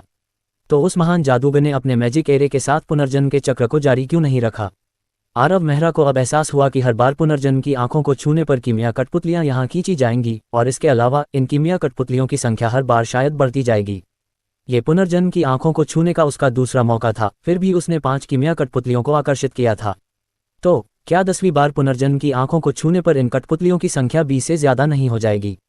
भले ही उस समय उसके पास 3 या 4 मैजिक एरे हों, फिर भी उसे इन कीमिया कठपुतलियों में से बहुतों से भागना पड़ेगा। इसके अलावा आरव मेहरा को यकीन नहीं था कि निम्नलिखित कठपुतलियां अभी भी 9वीं रैंक के महान तलवारबाजों के स्तर पर होंगी। अगर वे उच्च जादूगरों या यहां तक कि आर्कमेज की शक्ति तक पहुंच गए। 4 मैजिक एरे होने की बात तो छोड़ ही दें, 5 भी उसे मौत से नहीं बचा पाएंगे। शुक्र है अभी सिर्फ 5 ही हैं। हालांकि पहले से 2 ज्यादा थे। आरव मेहरा के पास अब उसका दूसरा मैजिक एरे था। उसकी शक्ति में वृद्धि छोटी नहीं थी। वह इस बार बहुत ज्यादा जोखिम के बिना 5 कीमिया कठपुतलियों से निपटने में सक्षम था। लेकिन आरव मेहरा ने पुनर्जन्म की आंखों को फिर से छूने की हिम्मत नहीं की। वह भी अपनी परिकल्पना का परीक्षण नहीं करना चाहता था, लेकिन वह काफी हद तक निश्चित था कि अगली बार जब वह पुनर्जन्म की आंखों को छुएगा तो कम से कम 7 कठपुतलियां बाहर आएंगी। उस समय उसे 7 कठपुतलियों से निपटना होगा, जिनमें से प्रत्येक में 9वीं रैंक के तलवारबाज की ताकत होगी। भले ही उसके पास 2 मैजिक एरे हों और उसका तीसरा मैजिक एरे बनने की प्रक्रिया में हो, फिर भी आरव मेहरा को उनमें से 7 का सामना करने के बारे में सोचकर बहुत ज्यादा दबाव महसूस हुआ। सौभाग्य से कीमिया कठपुतलियों का निर्माता बहुत उदार था। आरव मेहरा ने इन 5 कीमिया कठपुतलियों से निपटने के बाद 5 लेवल 18 मैना क्रिस्टल प्राप्त किए। यह आरव मेहरा के लिए बहुत महत्वपूर्ण था, क्योंकि इससे उसे अपना मैना वापस पाने की क्षमता मिली, जिससे उसकी उत्तरजीविता में सुधार होगा। जब तक वे उसे आपूर्ति करते रहेंगे, वह इस मंदिर में बहुत लंबे समय तक लड़ता रहेगा। इसके अलावा आरव मेहरा इन 5 मैना क्रिस्टल का उपयोग कुछ कीमिया सरणियों की व्यवस्था करने के लिए कर सकता था। हालांकि वह सामग्री की कमी के कारण केवल कुछ अपेक्षाकृत अल्पविकसित कीमिया सरणियां ही बना सकता था, फिर भी कोई भी कीमिया सरणी कितनी भी अल्पविकसित क्यों न हो, यह उसे युद्ध में लाभ देगी और उसकी लड़ने की शक्ति को बढ़ाएगी। इसके अलावा जहर कोहरे की घाटी से जहरीला कोहरा राजकुमार की कब्र में इतनी गहराई तक नहीं पहुंच पाया, इसलिए उसे मैजिक स्प्रिंग पोशन की भी जरूरत नहीं पड़ी। आरव मेहरा के पास और अधिक मैजिक सरणियां बनाने के लिए बहुत समय था, इसलिए वह जल्दी में नहीं था। अपनी सारी तैयारियां पूरी करने के बाद आरव मेहरा ने वेदी के बगल में एक झपकी भी ली। अगले दिन जब वह पूरी तरह स्वस्थ हो गया तो उसने तीसरी बार पुनर्जन्म की आंखों को छूने के लिए हाथ बढ़ाया। ... 1 महीना पलक झपकते ही बीत गया। आरव मेहरा तब से दिखाई नहीं दिया, लेकिन मौजूदा गिल्डेड रोज पहले से ही सफलता की राह पर था। बूढ़ा बटलर व्यवसाय योजना का ख्याल रख रहा था, फेल्यू कीमिया कौशल का प्रभारी था, और यहाँ तक कि विलियम भी नवगठित भाड़े के समूह को व्यवस्थित करने के लिए वहां था। विलियम की बात करें तो वह आदमी गिल्डेड रोज में हठपूर्वक घूम रहा था। फेल्यू ने उसका कई बार मजाक उड़ाया था, लेकिन फिर भी वह जाने से इनकार कर रहा था। जब भी फेल्यू उसका मजाक उड़ाता, विलियम हर बार हंसता। तुम्हें लगता है कि मैं इतना बेवकूफ़ हूँ? कितने लोगों को मास्टर कीमियागर का अनुसरण करने का अवसर दिया जाएगा, और वह भी इतना युवा। वह निश्चित रूप से भविष्य में एक कारीगर बनने जा रहा है, और उस समय अगर मैं उससे चिपक सकता हूँ तो मेरा नाम निश्चित रूप से इतिहास में उसके भरोसेमंद सहयोगियों में से एक के रूप में दर्ज किया जाएगा। छोड़ो, केवल एक मूर्ख ही छोड़ेगा। मेहरा परिवार के लिए उन्होंने अभी भी विलियम को वापस नहीं बुलाया था। इस तरह गिल्डेड रोज में विलियम की स्थिति बहुत अधिक स्थिर थी। हर दिन वह उन 55वीं रैंक के जादूगरों को प्रशिक्षित करने में बहुत प्रयास करता था। 1 महीने के प्रशिक्षण के बाद कुछ अप्रत्याशित रूप से ध्यान देने योग्य परिणाम मिले। हालांकि उनमें से कोई भी रैंक नहीं बढ़ा, लेकिन उनकी लड़ने की शक्ति में काफ़ी वृद्धि हुई। आज का दिन किसी भी अन्य दिन की तरह ही था। विलियम ने 55वीं रैंक के जादूगरों को सूचित करने के लिए किसी को भेजने के बाद सुबह सबसे पहले गिल्डेड रोज के लिए प्रस्थान किया। उनका इरादा उन्हें भाड़े के सैनिकों के गिल्ड से प्राप्त 2 मिशनों की देखभाल करने का था, ताकि उन्हें कुछ वास्तविक युद्ध का अनुभव मिल सके। गिल्डेड रोज के प्रवेश द्वार के पास एक गाड़ी खड़ी थी। इतनी सुबह सुबह काम पास में ही खड़ा फालेऊ काफी खुश लग रहा था। ब्लैक हॉर्न ऑक्शन हाउस में इतने सालों तक काम करने के बाद उसे कुछ अच्छी समझ आ गई थी। सजावट देखकर ही वह बता सकता था कि यह किसी अमीर व्यक्ति की गाड़ी है। इस तरह का व्यक्ति कई लाख सोने के सिक्के आसानी से निकाल सकता है। दरवाजे पर मुसीबत आने वाली है। विलियम का चेहरा थोड़ा पीला पड़ गया, और गाड़ी को देखते हुए उसका चेहरा चिंता से भरा हुआ लग रहा था। चचेरे भाई, तुम्हें ईर्ष्या नहीं करनी चाहिए। विलियम के पास से गुजरते हुए और रुकी हुई गाड़ी का स्वागत करते हुए फेलू मुस्कुराया। अरे, तुम्हारा चचेरा भाई कौन है? विलियम के सिर पर एक नस फड़क उठी। क्या उस परेशान करने वाले आदमी ने कुछ ऐसा खा लिया जो खराब हो गया? वह हमेशा मुझे चचेरा भाई कहता है। इसके अलावा हर बार जब फेलू उसे चचेरा भाई कहकर संबोधित करता तो वह उसे एक अजीब भाव से देखता, मानो वह उसे सिर्फ चचेरा भाई नहीं कह रहा था, बल्कि उसे एक मज़ेदार उपनाम से संबोधित कर रहा था। विलियम मेहरा स्वाभाविक रूप से नहीं जानता था। हर बार जब फेलू उसे चचेरा भाई कहता तो वह बॉस मेहरा की कही बात याद करता। शायद उसने बचपन में अपना सिर मारा होगा। अरे रुको! अपनी प्रतिक्रिया के बाद उसने देखा कि फेलू पहले ही गाड़ी का स्वागत करने के लिए दौड़ पड़ा था। वह फेलू को बाहर जाने से रोकना चाहता था, लेकिन उसके पास पर्याप्त समय नहीं था। फेलू गाड़ी के किनारे पहुंचा ही था कि एक जोरदार झटका उसके सीने पर लगा। युवा महान कीमियागर को बेरहमी से गिल्डेड रोज में वापस भेज दिया गया। उसके भारी लैंडिंग से हुई आवाज़ ने विलियम को भी सुन्न कर दिया। कैसा है? क्या तुम ठीक हो? विलियम दौड़कर आया और फेलू की हालत का ध्यानपूर्वक निरीक्षण किया। ये पता लगाने के बाद कि उसे बस हल्का झटका लगा है, उसने अपनी जेब से स्वास्थ्य औषधि की एक बोतल निकाली और उसे थमा दिया, ये टिप्पणी करना न भूलते हुए, मैंने तुम्हें पहले ही चेतावनी दी थी कि यह मुसीबत है। भाड़ में जाओ। फेलू को लगा जैसे उसे किसी भारी हथौड़े से मारा गया हो। उसकी हड्डियां दर्द कर रही थीं। स्वास्थ्य औषधि पीने के बाद उसे कोसने की ताकत वापस मिल गई। अगर तुम ठीक हो तो किनारे जाकर खड़े हो जाओ। काम खत्म हो गया। खुद को होशियार समझ रहे हो? विलियम ने गिल्डेड रोज से बाहर निकलने और गाड़ी के सामने रुकने से पहले कुछ अभद्र वाक्य कहे। रेवन वॉटसन, हालांकि आप 9वीं रैंक के महान जादूगर हैं, फिर भी क्या आपको इतना कठोर होना पड़ा? यह आपका काम नहीं है, विलियम मेहरा। उसने बिना अनुमति के मेरी गाड़ी के पास आने की हिम्मत की। ठंडे लहजे में ये कहने के बाद एक युवक गाड़ी से उतरा। वह अपने 20वें दशक के उत्तरार्ध में दिखाई दे रहा था और उसने एक अच्छी तरह से सिलवाया हुआ काला लबादा पहना हुआ था, जिसके कफ पर एक शानदार चांदी की परत थी। सिर्फ धधकते हुए मैना उतार चढ़ाव से ही ये देखा जा सकता था कि यह एक बहुत ही दुर्लभ जादू का औजार था। उसके हाथों में एक स्कारलेट क्रिस्टल रॉक के साथ जड़ा हुआ एक जादू का डंडा भी था, जो मैना उतार चढ़ाव के साथ धड़क रहा था। ऐसा लग रहा था जैसे वह सांस ले रहा हो। ये निश्चित रूप से आध्यात्मिकता वाले जादू के औजार का संकेत था। उद्धरण चिन्ह ... उद्धरण चिन्ह। विलियम मेहरा का चेहरा जम गया। जब उसने गाड़ी देखी तो उसे पता चल गया कि यह निश्चित रूप से वॉटसन परिवार का रेवन था। केवल फेल्यू जैसा मूर्ख ही वॉटसन परिवार के शिखर को नहीं जान सकता। एक तीखी तलवार एक डंडे को पार करती हुई। पूरे एंडलूसा साम्राज्य में 20 से ज्यादा परिवार और कबीले नहीं थे जो हथियारों को अपने प्रतीक के रूप में इस्तेमाल कर सकते थे, और सिर्फ वॉटसन परिवार ही तलवार और डंडे को अपने प्रतीक के रूप में इस्तेमाल कर सकता था। ऐसा इसलिए था क्योंकि वॉटसन परिवार के पास 3 आर्कमेज और 3 तलवार संत थे। ये कुछ ऐसा था जो मेहरा परिवार भी नहीं कर सकता था। साम्राज्य के कई कबीलों और परिवारों में वॉटसन परिवार को सबसे पुराना माना जाता था। उनका इतिहास तीसरे राजवंश के मध्य तक जाता है। पीढ़ियों से उनके पास कई प्रतिभाशाली लोग थे, कुल 7 आर्कमेज और 9 तलवार संत। ये भी अफवाह थी कि वॉटसन परिवार के इलाके में तीसरे राजवंश का एक वरिष्ठ व्यक्ति एकांत में रह रहा था, और उस व्यक्ति के बारे में अफवाह थी कि वह एक भयावह अस्तित्व था जो आर्कमेज दायरे से आगे निकल गया था। इसके विपरीत मेहरा परिवार अपेक्षाकृत नया उभरा हुआ परिवार था, जिसने एंडलूसा साम्राज्य की स्थापना के बाद अपनी तीव्र वृद्धि शुरू की थी। जीवनकाल के मामले में यह वॉटसन परिवार से तुलना नहीं कर सकता था, लेकिन सौभाग्य से मेहरा परिवार की युवा पीढ़ियों में दिखाई देने वाले प्रतिभाशाली लोगों की संख्या वॉटसन परिवार से कम नहीं थी। प्रत्येक पीढ़ी के भीतर एक आर्कमेज दिखाई देगा, जिससे उन्हें एक सूक्ष्म संतुलन बनाए रखने की अनुमति मिली। लेकिन दोनों परिवारों के बीच संघर्ष कभी नहीं रुका। 1000 से अधिक वर्षों के बाद यह विशेषज्ञता के सभी क्षेत्रों में फैल गया था, मुख्य रूप से व्यापार, राजनीति और क्षेत्र में, लेकिन कुछ हद तक संसाधनों, प्रतिभाओं, प्रसिद्धि और यहाँ तक कि डिनर पार्टियों और नीलामी में भी। जब भी ये दोनों परिवार एक ही स्थान पर दिखाई देते थे तो एक कठोर संघर्ष होता था, जैसे कि यह स्थिति नेदर आयरन वेन पर लड़ाई। इसका कारण एक अपुष्ट विमान समन्वय था, लेकिन जब इन दोनों परिवारों ने भाग लिया तो इसने बड़ी लहरें खड़ी कर दीं। मेहरा परिवार की किस्मत बहुत अच्छी थी क्योंकि उन्हें सबसे पहले नेदर आयरन वेन की खबर मिली और उन्होंने तुरंत विलियम को भेजा। जल्दी ही आरब मेहरा के साथ एक समझौते पर पहुंच गए। इसके तुरंत बाद मेहरा परिवार के हाथों में बड़ी मात्रा में नेदर आयरन अयस्क आ गए, लेकिन वॉटसन परिवार अब तक तीसरे राजवंश से बचा हुआ था, इसलिए वे स्वाभाविक रूप से लड़ाई से पीछे नहीं हटेंगे। मेहरा परिवार के कदम उठाने के बाद वॉटसन परिवार ने तुरंत प्रतिक्रिया की और अपने एक वारिस रेवन को 1000 सल सिटी भेज दिया। रेवन की हैसियत विलियम से बहुत अधिक थी। वह वॉटसन परिवार के 3 वारिसों में से एक था और उसकी ताकत पहले ही ग्रेट मैच दायरे के 9वें रैंक तक पहुंच चुकी थी। बस उस जानकारी के आधार पर यह कहा जा सकता था कि वॉटसन परिवार को उस नेदर आयरन वेन पर कब्जा करना निश्चित था। ... निश्चित रूप से रेवन द्वारा टॉर्नेडो इम्पैक्ट से फेल्यू को उड़ाने के बाद वह सीधे गिल्डेड रोज में प्रवेश कर गया। इस समय फेल्यू पहले से ही एक कुर्सी पर बैठा हुआ था।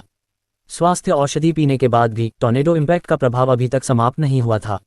इस समय फेल्यू को अभी भी अपनी छाती में कुछ दर्द महसूस हो रहा था और उसे सांस लेने में कुछ परेशानी हो रही थी। रेवन फेल्यू के सामने खड़ा था और युवा महान कीमियागर को कृपालु अहंकार के भाव से देख रहा था। मैंने सुना है कि आपके पास नेदर आयरन ओर का एक बैच है। क्या नेदर आयरन ओर? फेल्यू स्वाभाविक रूप से स्वेच्छा से इसे स्वीकार नहीं करेगा, लेकिन ये पिछले टॉर्नेडो इम्पैक्ट के कारण नहीं था। फेल्यू के लाभ प्राप्ति स्वभाव के कारण यदि कोई व्यावसायिक अवसर हाथ से निकल जाता है तो टॉर्नेडो इम्पैक्ट खाने की बात तो दूर, वह मुस्कुराते हुए थप्पड़ भी खा सकता था और फिर भी अपना दूसरा गाल दिखा सकता था, जिससे दूसरे पक्ष को याद दिलाया जा सके कि टिप छोड़ना न भूलें। समस्या ये थी कि फेल्यू को नहीं पता था कि इस व्यक्ति का लक्ष्य क्या था। ऐसा नहीं लग रहा था कि वह यहाँ व्यापार के लिए आया था, अन्यथा क्या वह पहले विक्रेता को पीटना शुरू कर देता। बॉस मेहरा यहाँ नहीं था और बॉस पावे एज रिफ्ट में चले गए थे, इसलिए गिल्डेड रोज में निर्णय लेने वाले बचे थे विलियम। उसके बाद विलियम अविश्वसनीय था, इसलिए फेल्यू को लगा कि उसे बेहद सावधान रहना चाहिए। फेल्यू के शब्दों के बाद रेवन की निगाहें बर्फीली हो गईं। उसने अपने हाथ में जादू का डंडा उठाया और फेल्यू पर एक बहुत बड़ा बल गिरा। वही बवंडर प्रभाव उसी स्थान पर केवल एक धमाका सुना जा सकता था क्योंकि फेल्यू अपनी कुर्सी से गिर गया और दीवार से चिपक गया। लकड़ी की कुर्सी टुकड़ों में टूट गई और उसके केवल टुकड़े ही बचे थे जो जमीन पर फैले हुए दिखाई दे रहे थे। फेल्यू को खुद ऐसा लगा जैसे किसी विशालकाय जानवर ने उसकी छाती में टक्कर मार दी हो और उसने तुरंत थोड़ा खून थूक दिया। तुम्हारे पास एक मौका बचा है।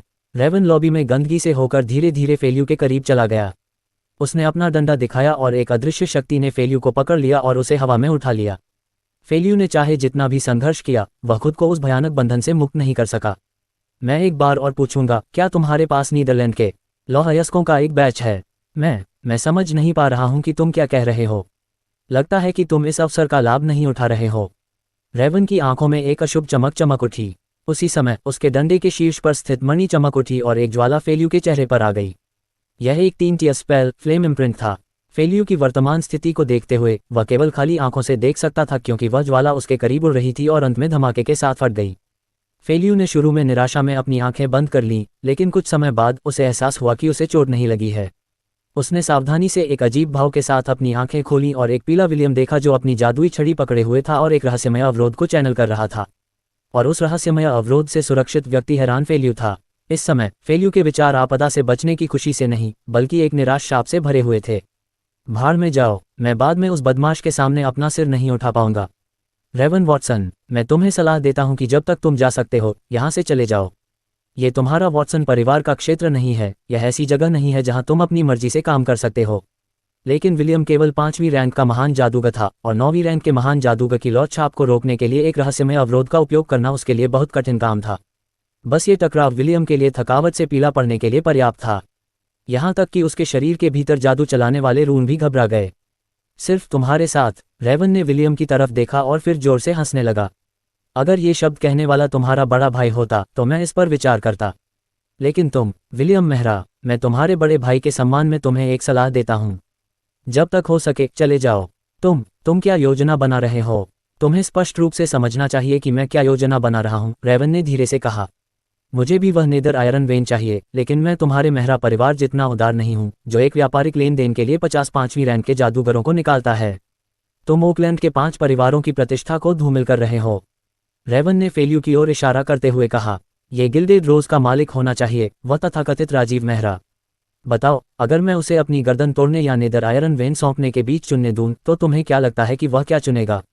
राजीव मेहरा। विलियम ये सुनकर दंग रह गया और फिर उसने फेलियू को दया भरी नजर से देखा। अरे, तुम्हें किसने कहा था कि मुझे कजिन कहते रहो? और अब तुम यहाँ हो, लेटे हुए गोली खा रहे हो। फेलियू के साथ सहानुभूति जताने के बाद विलियम रेवन की गलती को समझाने ही वाला था कि अचानक उसके पीछे कदमों की आवाज गूंजी। गिल्डेड रोज की लॉबी में एक भयंकर मान उतार चढ़ाव फूट पड़ा। एक धमाका सुना गया जब एक तूफानी प्रभाव रेवन की छाती पर लगा। एक झटके में रेवन उड़ गया। वह फालू से भी अधिक ऊंचाई पर उड़ गया, छत को भेदते हुए दूसरी मंजिल पर रिसेप्शन रूम में एक टेबल पर गिर गया। अगर मैं तुमसे कहूं कि तुम्हें गलत आदमी मिल गया है तो क्या तुम यकीन करोगे? आरव मेहरा ने धीरे धीरे गिल्डेड रोज में प्रवेश किया और उसके चेहरे पर एक व्यंग्यात्मक मुस्कान थी और उसने अपना हाथ ऊपर उठाया। एक बार फिर कमरे में भयंकर मान उतार चढ़ाव हुआ और रेवन, जो अगली मंजिल पर पहुंच गया था, वापस लॉबी में आ गया। वह उस अवर्णनीय शक्ति के नीचे सांस लेने में असमर्थ था, मानो वह समुद्र के बीच में एक भंवर में गिर गया हो। रेवन की गर्दन आरव मेहरा के हाथ के करीब आ गई, और आरव मेहरा विनम्र नहीं होगा।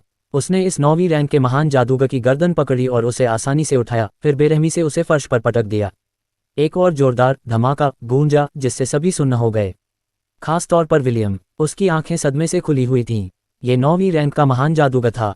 ये पहले से ही विलियम मेहरा की समझ से परे था। वह अपने उस मास्टर अल्केमिस्ट चचेरे भाई के सामने एक छोटे बच्चे की तरह था, जो बिना किसी दंड के अपनी मर्जी के मुताबिक कुछ भी करने में सक्षम लग रहा था। काका किस तरह की शक्ति है?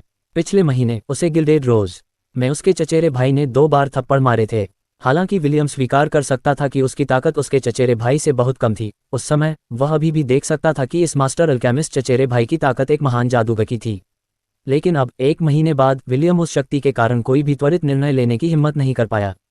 हाय टिल्ड महान जादूगर रेवन वॉटसन, मुझे लगता है। आरव मेहरा ने रेवन के चेहरे पर कदम रखा और विनम्रता से अपना परिचय दिया।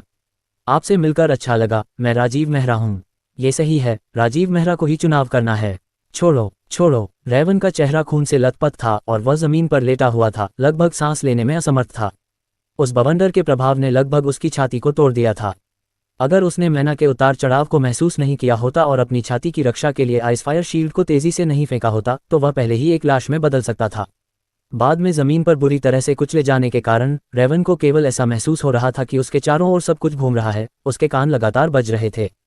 छोड़ो, क्या बढ़िया मजाक है। तुमने मेरे गिल्डेड रोज में मेरे लोगों में से एक पर हमला किया, और वह भी 2 बार, और तुमने इतना बढ़िया सौदा भी पेश किया, फिर भी तुम मुझे जाने देने के लिए कह रहे हो।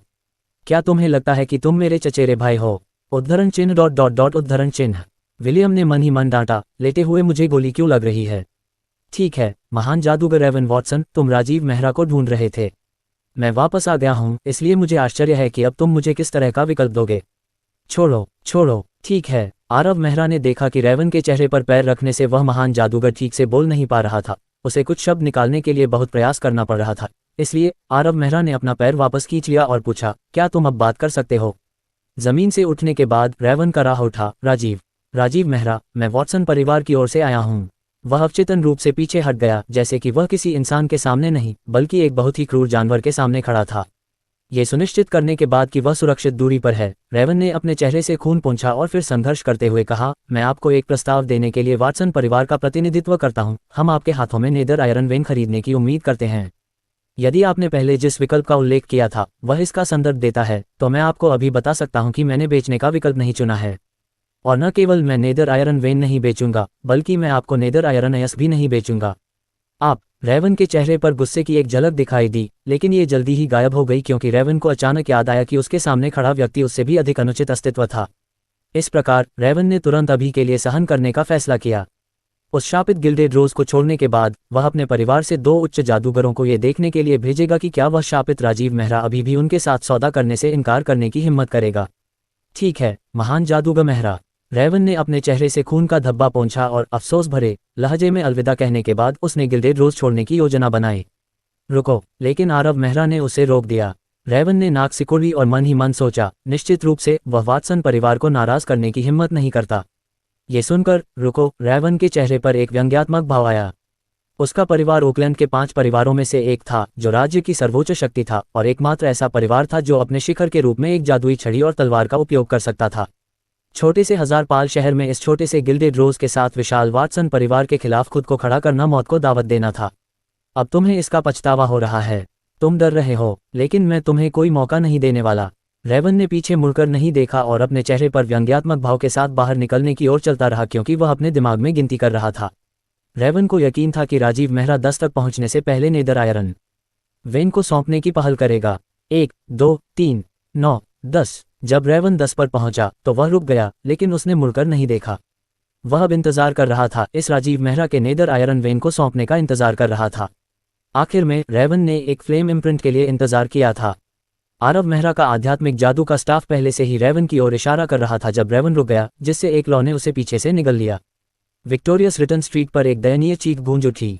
भले ही वह 9वीं रैंक का महान जादूगर था, रेवन बिना सुरक्षा के एक फ्लेम इम्प्रिंट का सामना नहीं कर सकता था। भड़की हुई लपटें धमाके के साथ फूट पड़ी, जिसने युवा महान जादूगर को ढक लिया। आग बुझाने के लिए पागलों की तरह जमीन पर लौटने के अलावा रेवन अपने फेफड़ों से चीख भी रहा था। यह फ्लेम इम्प्रिंट कम से कम 10 सेकंड तक जलता रहा, इससे पहले कि रेवन इसे बुझाने में कामयाब हो पाता। लेकिन वह अब इंसान नहीं लग रहा था। एक भी जगह ऐसी नहीं थी जो आग की लपटों से बची हो। उसके बाल जलकर बिखर गए थे, उसकी बाहें अलग अलग आकार की हो गई थीं। जला हुआ काला चेहरा और साथ ही एक लबादा जो किसी भिखारी पर भी देखा जा सकता है। उसकी भुजाएं और छाती अब काफी फफोलों से ढकी हुई थीं, जिससे कोई भी व्यक्ति जो उसे देख सकता था कांप उठता था। मैंने तुमसे कहा था कि रुको और तुम अभी भी भागने के बारे में सोच रहे थे। तुम्हें लगा कि तुम भाग सकते हो। आरव मेहरा के शाप देने के बाद उसने विलियम को फेलियू को उसकी चोटों का इलाज करने के लिए प्रयोगशाला में मदद करने के लिए कहा। पके हुए रेवन के लिए आरव मेहरा ने बस उसे अनदेखा कर दिया। उद्धरण चिन्ह डॉट डॉट डॉट उद्धरण चिन्ह। रेवन वहीं जमीन पर लेट गया। उसे समझ में नहीं आया कि उसके साथ क्या हुआ था। रुको, क्या था? ऐसा नहीं है कि वह मुझे मारना चाहता था, वरना वह केवल फ्लेम इम्प्रिंट का उपयोग नहीं करता। लेकिन यहाँ रेवन को कुछ याद आया।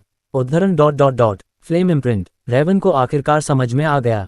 फ्लेम इम्प्रिंट गिल्डेड रोज में प्रवेश करने के बाद उसका तीसरा मंत्र था। 2 बवंडर प्रभाव और एक फ्लेम इम्प्रिंट। जब राजीव मेहरा प्रकट हुए तो उन्होंने रेवन को दूर करने के लिए एक टोर्नेडो इम्पैक्ट का इस्तेमाल किया था, लेकिन उन्हें उस फ्लेम इम्प्रिंट को डालने का अवसर नहीं मिला था। दूसरे शब्दों में वह रुको केवल उसे यह बताने के लिए था कि उसे अभी भी एक फ्लेम इम्प्रिंट वापस लेने की आवश्यकता है। अरे, अगर तुमने थोड़ा और कहा तो क्या तुम मर जाओगे? इस समय रेवन को वास्तव में रोने का मन हुआ। क्या तुम अपने शब्दों के साथ थोड़ा स्पष्ट नहीं हो सकते? ये ठीक है अगर तुम फ्लेम इम्प्रिंट वापस करना चाहते हो, ये केवल एक 3 टियर स्पेल है। क्या मैं, एक 9वीं रैंक का जादूगर, किसी से बदला लेने को नहीं समझ सकता? लेकिन उस रुको ने मुझे ये सोचने पर मजबूर कर दिया कि तुम माफ़ी की भीख मांग रहे हो। मैं अभी भी संतुष्ट महसूस कर रहा था, तुम्हारे माफ़ी मांगने का इंतजार कर रहा था। वह इस सब के अन्याय पर चिल्लाना चाहता था। बकवास बकवास बकवास, ये बदमाशी है।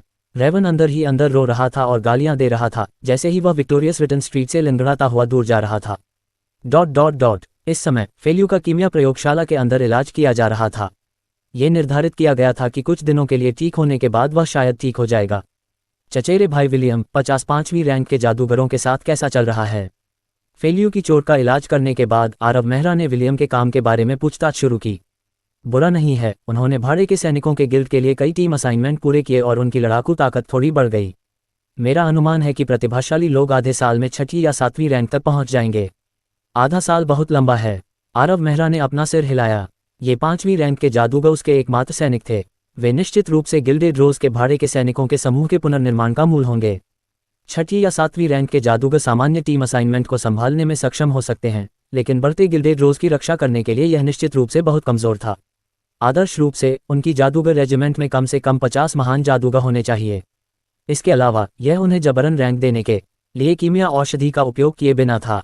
मेसन इसका एक आदर्श उदाहरण है। ब्लैक टॉवर से रयान के वापस आने की बदौलत वह जबरन जादूगर बन गया, लेकिन इसका नतीजा क्या हुआ? लड़ाई के मामले में वह किसी जादू के प्रशिक्षु से बेहतर नहीं था। उसे नए रूपांतरित आरव मेहरा के सामने कुछ कांच की बोतलें भी खानी पड़ीं। इसके अलावा कीमिया औषधि के बाद उसकी सारी क्षमता समाप्त हो जाने के बाद मेसन अपने जीवन के बाकी समय में कभी भी कोई प्रगति नहीं कर पाएगा। वह संभवतः हमेशा के लिए प्रथम श्रेणी का जादूगर बना रहेगा। जहां तक मैना बैप्टिज्म की बात है, इसे पुनः पेश करना संभव नहीं था और हर किसी के पास राजीव मेहरा जैसी खराब शारीरिक गुणवत्ता नहीं थी और हर किसी के पास आरव मेहरा जैसा भयावह मैना नियंत्रण नहीं था। भले ही इन सभी 5वीं रैंक के जादूगरों के पास मैना बैप्टिज्म की एक बोतल हो, इससे उनके शरीर की गुणवत्ता में सुधार होगा और उन्हें मैना जमा करने का मौका मिलेगा। जहां तक महान जादूगर बनने की बात है, यह उनकी अपनी प्रतिभा पर निर्भर करेगा। इसके अलावा आरव मेहरा के पास मैना बैप्टिज्म की 50 बोतलें नहीं थीं। इस प्रकार उसे जादूगरों के इस समूह को विकसित करने और सुधारने के लिए एक और तरीका चाहिए था। वास्तव में उसने पहले से ही एक विधि के बारे में सोचा था, लेकिन उसके पास महत्वपूर्ण ट्रू स्पिरिट मैजिक टूल की कमी थी। अगर आरव मेहरा को गलत याद नहीं होता तो वह मैजिक टूल वर्तमान में क्लाउड टॉवर में था। यह हल करना अपेक्षाकृत कठिन था। ट्रू स्पिरिट मैजिक टूल उधार लेना कठिन या आसान हो सकता है। आसान हिस्सा मैजिक टूल अवतार के अस्तित्व के कारण था। एक ट्रू स्पिरिट मैजिक टूल आसानी से मालिकों को नहीं बदलेगा, इसलिए इसे उधार लेने में कोई समस्या नहीं होगी क्योंकि इसे कभी भी वापस किया जा सकता है। हालांकि यह मुश्किल भी हो सकता है क्योंकि एक ट्रू स्पिरिट मैजिक टूल आमतौर पर एक बल की नींव होता है। ट्रू स्पिरिट मैजिक टूल उधार लेने का सौदा करना आसानी से परेशानी पैदा करके एक बल की नींव को अस्थिर करने की इच्छा के रूप में गलत समझा जा सकता है। लेकिन आरव मेहरा चिंतित नहीं थे। वह सच्चा आत्मा जादू उपकरण भाग नहीं सकता था। उससे पहले आरव मेहरा को 5वीं रैंक के जादूगरों के इस समूह को अपने वफादार अधीनस्थों में बदलने के लिए अभी भी कुछ समय बिताना था। अन्यथा आरव मेहरा उनका उपयोग करने की हिम्मत नहीं करता। अपना मन बनाने के बाद आरव मेहरा ने विलियम के साथ थोड़ी बातचीत की, मुख्य रूप से जादूगरों के उस समूह का उपयोग कैसे करें इस बारे में। विलियम के चले जाने के बाद आरव मेहरा ने फालेऊ को बुलाया और उसकी जेब से कुछ मैना क्रिस्टल निकाले। ये मैना क्रिस्टल ले लो और कीमिया कार्यशाला में समूह से मेरे लिए कुछ कीमिया कठपुतलियां बनाने को कहो। फालेऊ ने मैना क्रिस्टल लेने के लिए हाथ बढ़ाया। ठीक है, मैं तुरंत। वह कहना चाहता था कि वह तुरंत इसका ध्यान रखेगा, लेकिन उसने अचानक उन मैना क्रिस्टल से मैना की एक लहर महसूस की।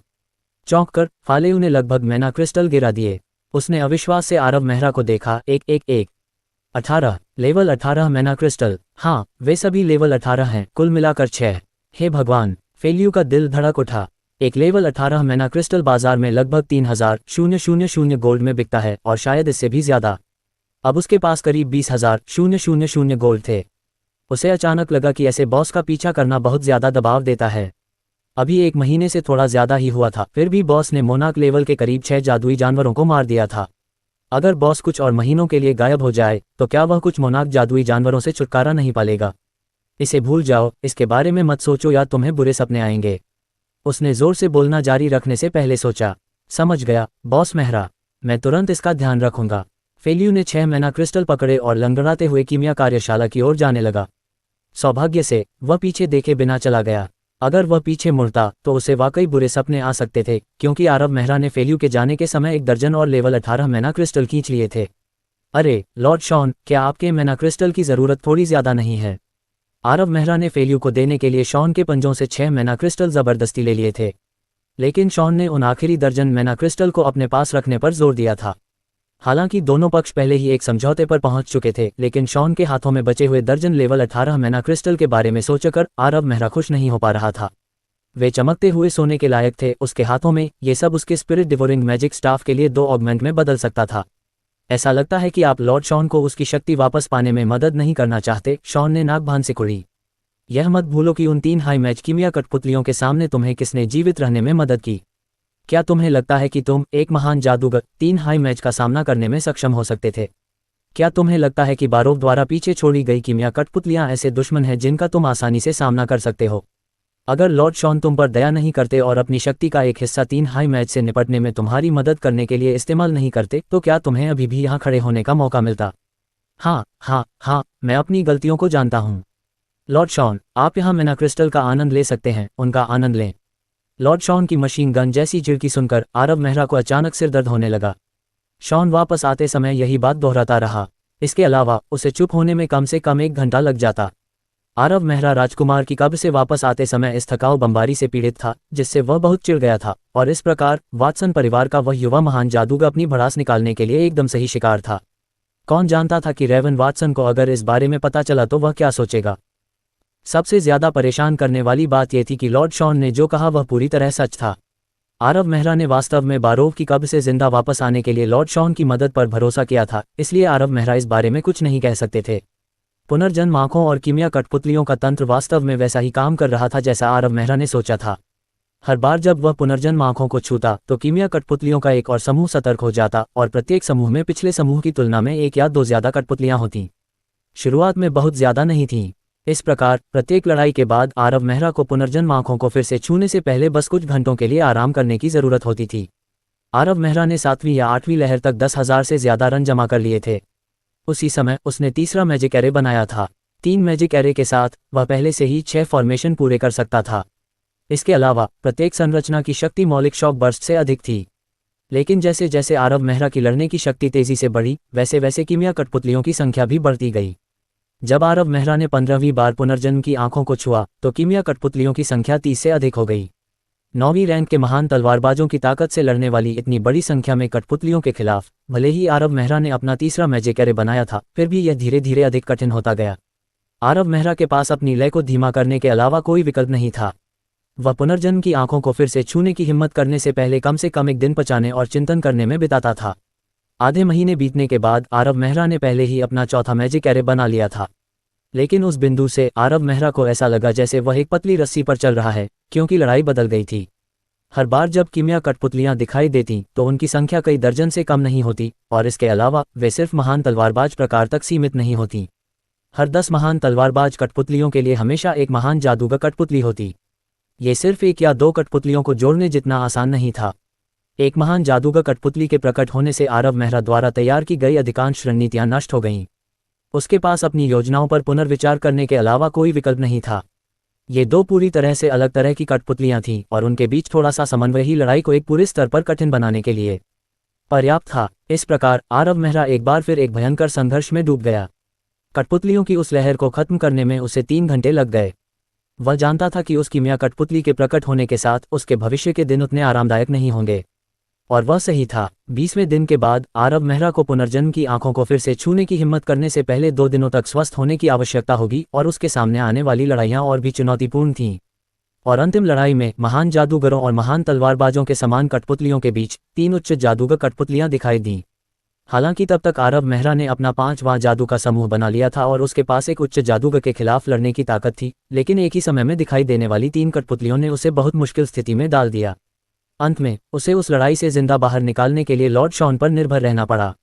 तो शॉन के पास निश्चित रूप से शिकायत करने के लिए कुछ था। शॉन उस महीने के दौरान उन मैना क्रिस्टल से मैना को अवशोषित कर रहा था और अपनी ताकत का लगभग 10% वापस पा चुका था, लेकिन आरव मेहरा की मदद करने के बाद कड़ी मेहनत से जमा की गई शक्ति पूरी तरह से खर्च हो गई थी। इसलिए शॉन ने एक साहसिक अनुरोध किया कि आरव मेहरा ने जितने भी लेवल 18 मैना क्रिस्टल प्राप्त किए हैं वे उसके आनंद के लिए होंगे। आरव मेहरा ने शॉन को 6 छोड़ने के लिए बहुत समय और धैर्य लगाया, लेकिन आरव मेहरा के लिए मैना क्रिस्टल सबसे महत्वपूर्ण चीजें नहीं थीं। इस यात्रा पर उनकी फसल वास्तव में आश्चर्यजनक थी। सबसे बड़ा इनाम spirit divider magic staff, Shaun या यहाँ तक कि अपना 5वां मैजिक एरे बनाना नहीं था। उसका असली इनाम पुनर्जन्म की आंखों को कई दर्जन बार छूने से जमा हुए रूनों की बड़ी मात्रा थी। उसने अनुमान लगाया कि उसने 1 लाख से अधिक रून जमा किए थे। अगर यह फैल गया तो यह उच्च जादूगरों को भी डरा सकता है। एक जादूगर के लिए दो तरह की महत्वपूर्ण चीजें जमा करनी होती हैं। पहली मैना थी और दूसरी रून। मैना ध्यान पर निर्भर करता था, जबकि रून ज्ञान से आते थे। इन दो तरह के संचय के लिए कोई आसान शॉर्टकट नहीं थे, खासकर जब बात रूनों की आती थी। ऐसा था कि हर जादूगर को अपने पास ज्यादा रून रखने के लिए बहुत समय और प्रयास लगाना पड़ता था, क्योंकि ज्यादा रूनों का मतलब ज्यादा ताकत होती थी। और यह और भी ज्यादा हद तक तब था जब बात आरव मेहरा की मैजिक एरे की थी। मैजिक एरे के लिए जितने रन की जरूरत होती है, उससे कोई भी महान जादूगर हताश हो जाता है, लेकिन साथ ही मैजिक एरे की ताकत किसी भी महान जादूगर को ईर्ष्या से लाल कर देती है। लेकिन अब आरव मेहरा का मैजिक एरे भी और अधिक रन नहीं बदल सकता। 5वीं मैजिक एरे बनाने के बाद आरव मेहरा ने कुछ समय के लिए काम करना बंद कर दिया, क्योंकि उसे लग रहा था कि इस तरह की भयावह शक्ति को नियंत्रित करना उसके लिए धीरे धीरे बहुत मुश्किल होता जा रहा है। उसे अपनी शक्ति के अनुकूल होने के लिए कुछ समय बिताना होगा। आरव मेहरा के पास पहले से ही 5 मैजिक एरे थे और साथ ही अभी भी कई हजारों रन थे जिन्हें बदलना बाकी था। इस मात्रा से ये कल्पना की जा सकती है कि राजकुमार की कब्र में उसने कितनी भयंकर लड़ाइयां झेली होंगी। आरव मेहरा का मानना था कि क्लाउड टॉवर का भावी महान जादूगर भी उसकी बराबरी नहीं कर सकता जब बात पुनर्जन्म की आंखों को छूने की आती है। ये पहले से ही कहा जा सकता है कि आरव मेहरा का हाई मैच बनने का रास्ता बाधाओं से मुक्त था। उसे बस समय की जरूरत थी। एक बार जब वह हाई मैच दायरे में पहुंच गया तो 9 मैजिक एरे को एक में मिलाकर वह शॉन के साथ एक आर्क मैच से भी लड़ने में सक्षम हो जाएगा। उस समय वह आखिरकार अपनी शक्ति को पर्याप्त मान लेगा। अगली बार जब मैं बोन प्लेन पर जाऊंगा तो मुझे बुक ऑफ डेथ पाने का तरीका खोजना चाहिए। कब्र में हुई लड़ाइयों को याद करने के बाद वह कीमिया प्रयोगशाला से बाहर निकल गया। बाहर निकलते समय वह विलियम से मिला, जो भाड़े के सैनिकों के समूह से वापस आ रहा था। चचेरा भाई रुको, विलियम ने जल्दी से आरव मेहरा को फोन किया और कुछ चिंता के साथ चेतावनी दी, वह रेवन वॉटसन ओकलैंड लौट रहा है। तो मेरा मतलब है, रेवन वॉटसन के लौटने के बाद वॉटसन परिवार कोई कदम उठा सकता है। तुम्हें पता है, तुम्हारे हाथों में नेदर आयरन वेन दोनों परिवारों के बीच का केंद्र है। रेवन वॉटसन की वापसी गिल्डेड रोज के लिए कुछ परेशानियां ला सकती है। विलियम की चिंता बेवजह नहीं थी। ओकलैंड में वॉटसन परिवार की ताकत ने मेहरा परिवार को भी थोड़ा तनाव महसूस कराया। अगर वे वाकई नेदर आयरन वेन चाहते थे तो गिल्डेड रोज की तो बात ही छोड़ो, सेज टॉवर भी बहुत दबाव में होगा। तुम कह रहे हो कि रेवन वॉटसन दूसरे लोगों को भी ला सकता है? हाँ, अच्छा, चलो अनुमान लगाते हैं कि रेवन वाला कौन सा आदमी लेकर आएगा। आरव मेहरा ने विलियम मेहरा को बैठने के लिए कहने से पहले थोड़ा सोचा। मुझे लगता है कि वह ज्यादा से ज्यादा 2 हाई मैच लेकर आएगा। उनके बारे में चिंता करने की कोई जरूरत नहीं है, मैं उन्हें संभाल लूंगा। समझ गया, विलियम ने सिर हिलाया। हालांकि एक महान जादूगर द्वारा 2 उच्च जादूगरों को संभालने की बात करना बहुत अजीब लग रहा था, लेकिन जब इस बारे में सोचा गया तो यह महान जादूगर कोई साधारण महान जादूगर नहीं था। अभी कुछ समय पहले गिल्डेड रोज की लॉबी में उसने 9वीं रैंक के महान जादूगर को पकड़ लिया था और उसके साथ ऐसे पेश आया जैसे वह किसी बच्चे को सजा दे रहा हो। इस पर विचार करने पर यह उतना दूर की बात नहीं लगती। स्वाभाविक रूप से हमें इस बात से इनकार नहीं करना चाहिए कि वॉटसन परिवार बहुत दृढ़ निश्चयी हो सकता है और रेवन को एक बड़े समूह का नेतृत्व करने के लिए कह सकता है। ठीक है, लेकिन यह और भी सरल है। विलियम ने उलझन में पड़कर कहा, अगर एक बड़ा समूह आ जाए तो यह आसान क्यों होगा? क्या 2 उच्च जादूगरों की तुलना में एक बड़े समूह से निपटना अधिक कठिन नहीं है?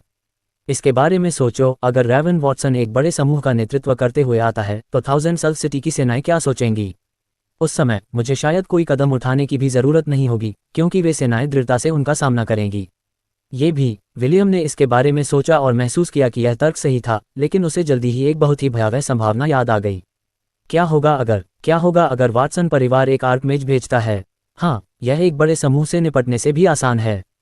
अगर वाटसन परिवार से एक आर्कमेज आता है तो मेहरा परिवार क्या करेगा? उद्धरण चिन्ह। ये सुनकर विलियम तुरंत समझ गया। वास्तव में मेहरा परिवार क्या करेगा? आखिरकार इन दोनों ताकतों ने बहुत लंबे समय तक संघर्ष किया था। हालांकि सतह पर एक संतुलन बनाए रखा गया था, वास्तव में वे पहले से ही कड़वे अंत तक लड़ रहे थे। अगर वाटसन परिवार एक आर्कमेज भेजता है तो मेहरा परिवार वाटसन परिवार को नष्ट करने की हिम्मत करेगा। ये लगभग तय था। 2 परिवारों के बीच अंतहीन संघर्षों के तहत अपनी सबसे शक्तिशाली लड़ाकू ताकत को दूर भेजने की हिम्मत करना बस अपनी पैंट उतारकर चुदाई करवाने के समान था। वास्तव में ये सभी बलों के लिए एक आम समस्या थी। ये वाटसन परिवार के लिए ऐसा ही था, लेकिन एश टॉवर, ब्लैक टॉवर और अन्य के लिए भी यही स्थिति थी। प्रत्येक शक्तिशाली बल का सामना एक समान रूप से शक्तिशाली प्रतिद्वंद्वी से होता था। उन्होंने एक दूसरे पर नियंत्रण रखा। ये वर्तमान स्थिति थी। यदि किसी बल पर नियंत्रण नहीं रखा जाता तो वह पहले ही नोसेंट को एकीकृत कर चुका होता। स्वाभाविक रूप से यदि किसी को केवल नेदर आयरन वेन को सुविधाजनक रूप से हथियाने के दौरान गिल्डेड रोज को खत्म करने के लिए एक उंगली हिलानी होती तो निश्चित रूप से कोई भी शक्ति इस अवसर को ठुकरा नहीं सकती थी। वॉटसन परिवार की तो बात ही छोड़िए, थाउजेंड सल्व सिटी की शीर्ष सेनाओं में से भी कौन ये कहने की हिम्मत करेगा कि उनके मन में कभी ऐसा विचार नहीं आया था। समस्या ये थी कि वर्तमान गिल्डेड रोज को पहले से ही इतनी आसानी से खत्म नहीं किया जा सकता था। थाउजेंड सल्व सिटी में कीमिया बाजार के एक अधिकार के माध्यम से उन्होंने जो बड़ी संपत्ति अर्जित की थी, उसका उल्लेख नहीं करना चाहिए, बल्कि यह तथ्य कि गिल्डेड रोज के पीछे एक अज्ञात युवा मास्टर कीमियागर छिपा हुआ था, उन्हें लापरवाही से काम करने से रोकने के लिए पर्याप्त था। मास्टर कीमियागर द्वारा उपयोग किए जा सकने वाले संसाधन बहुत भयानक थे।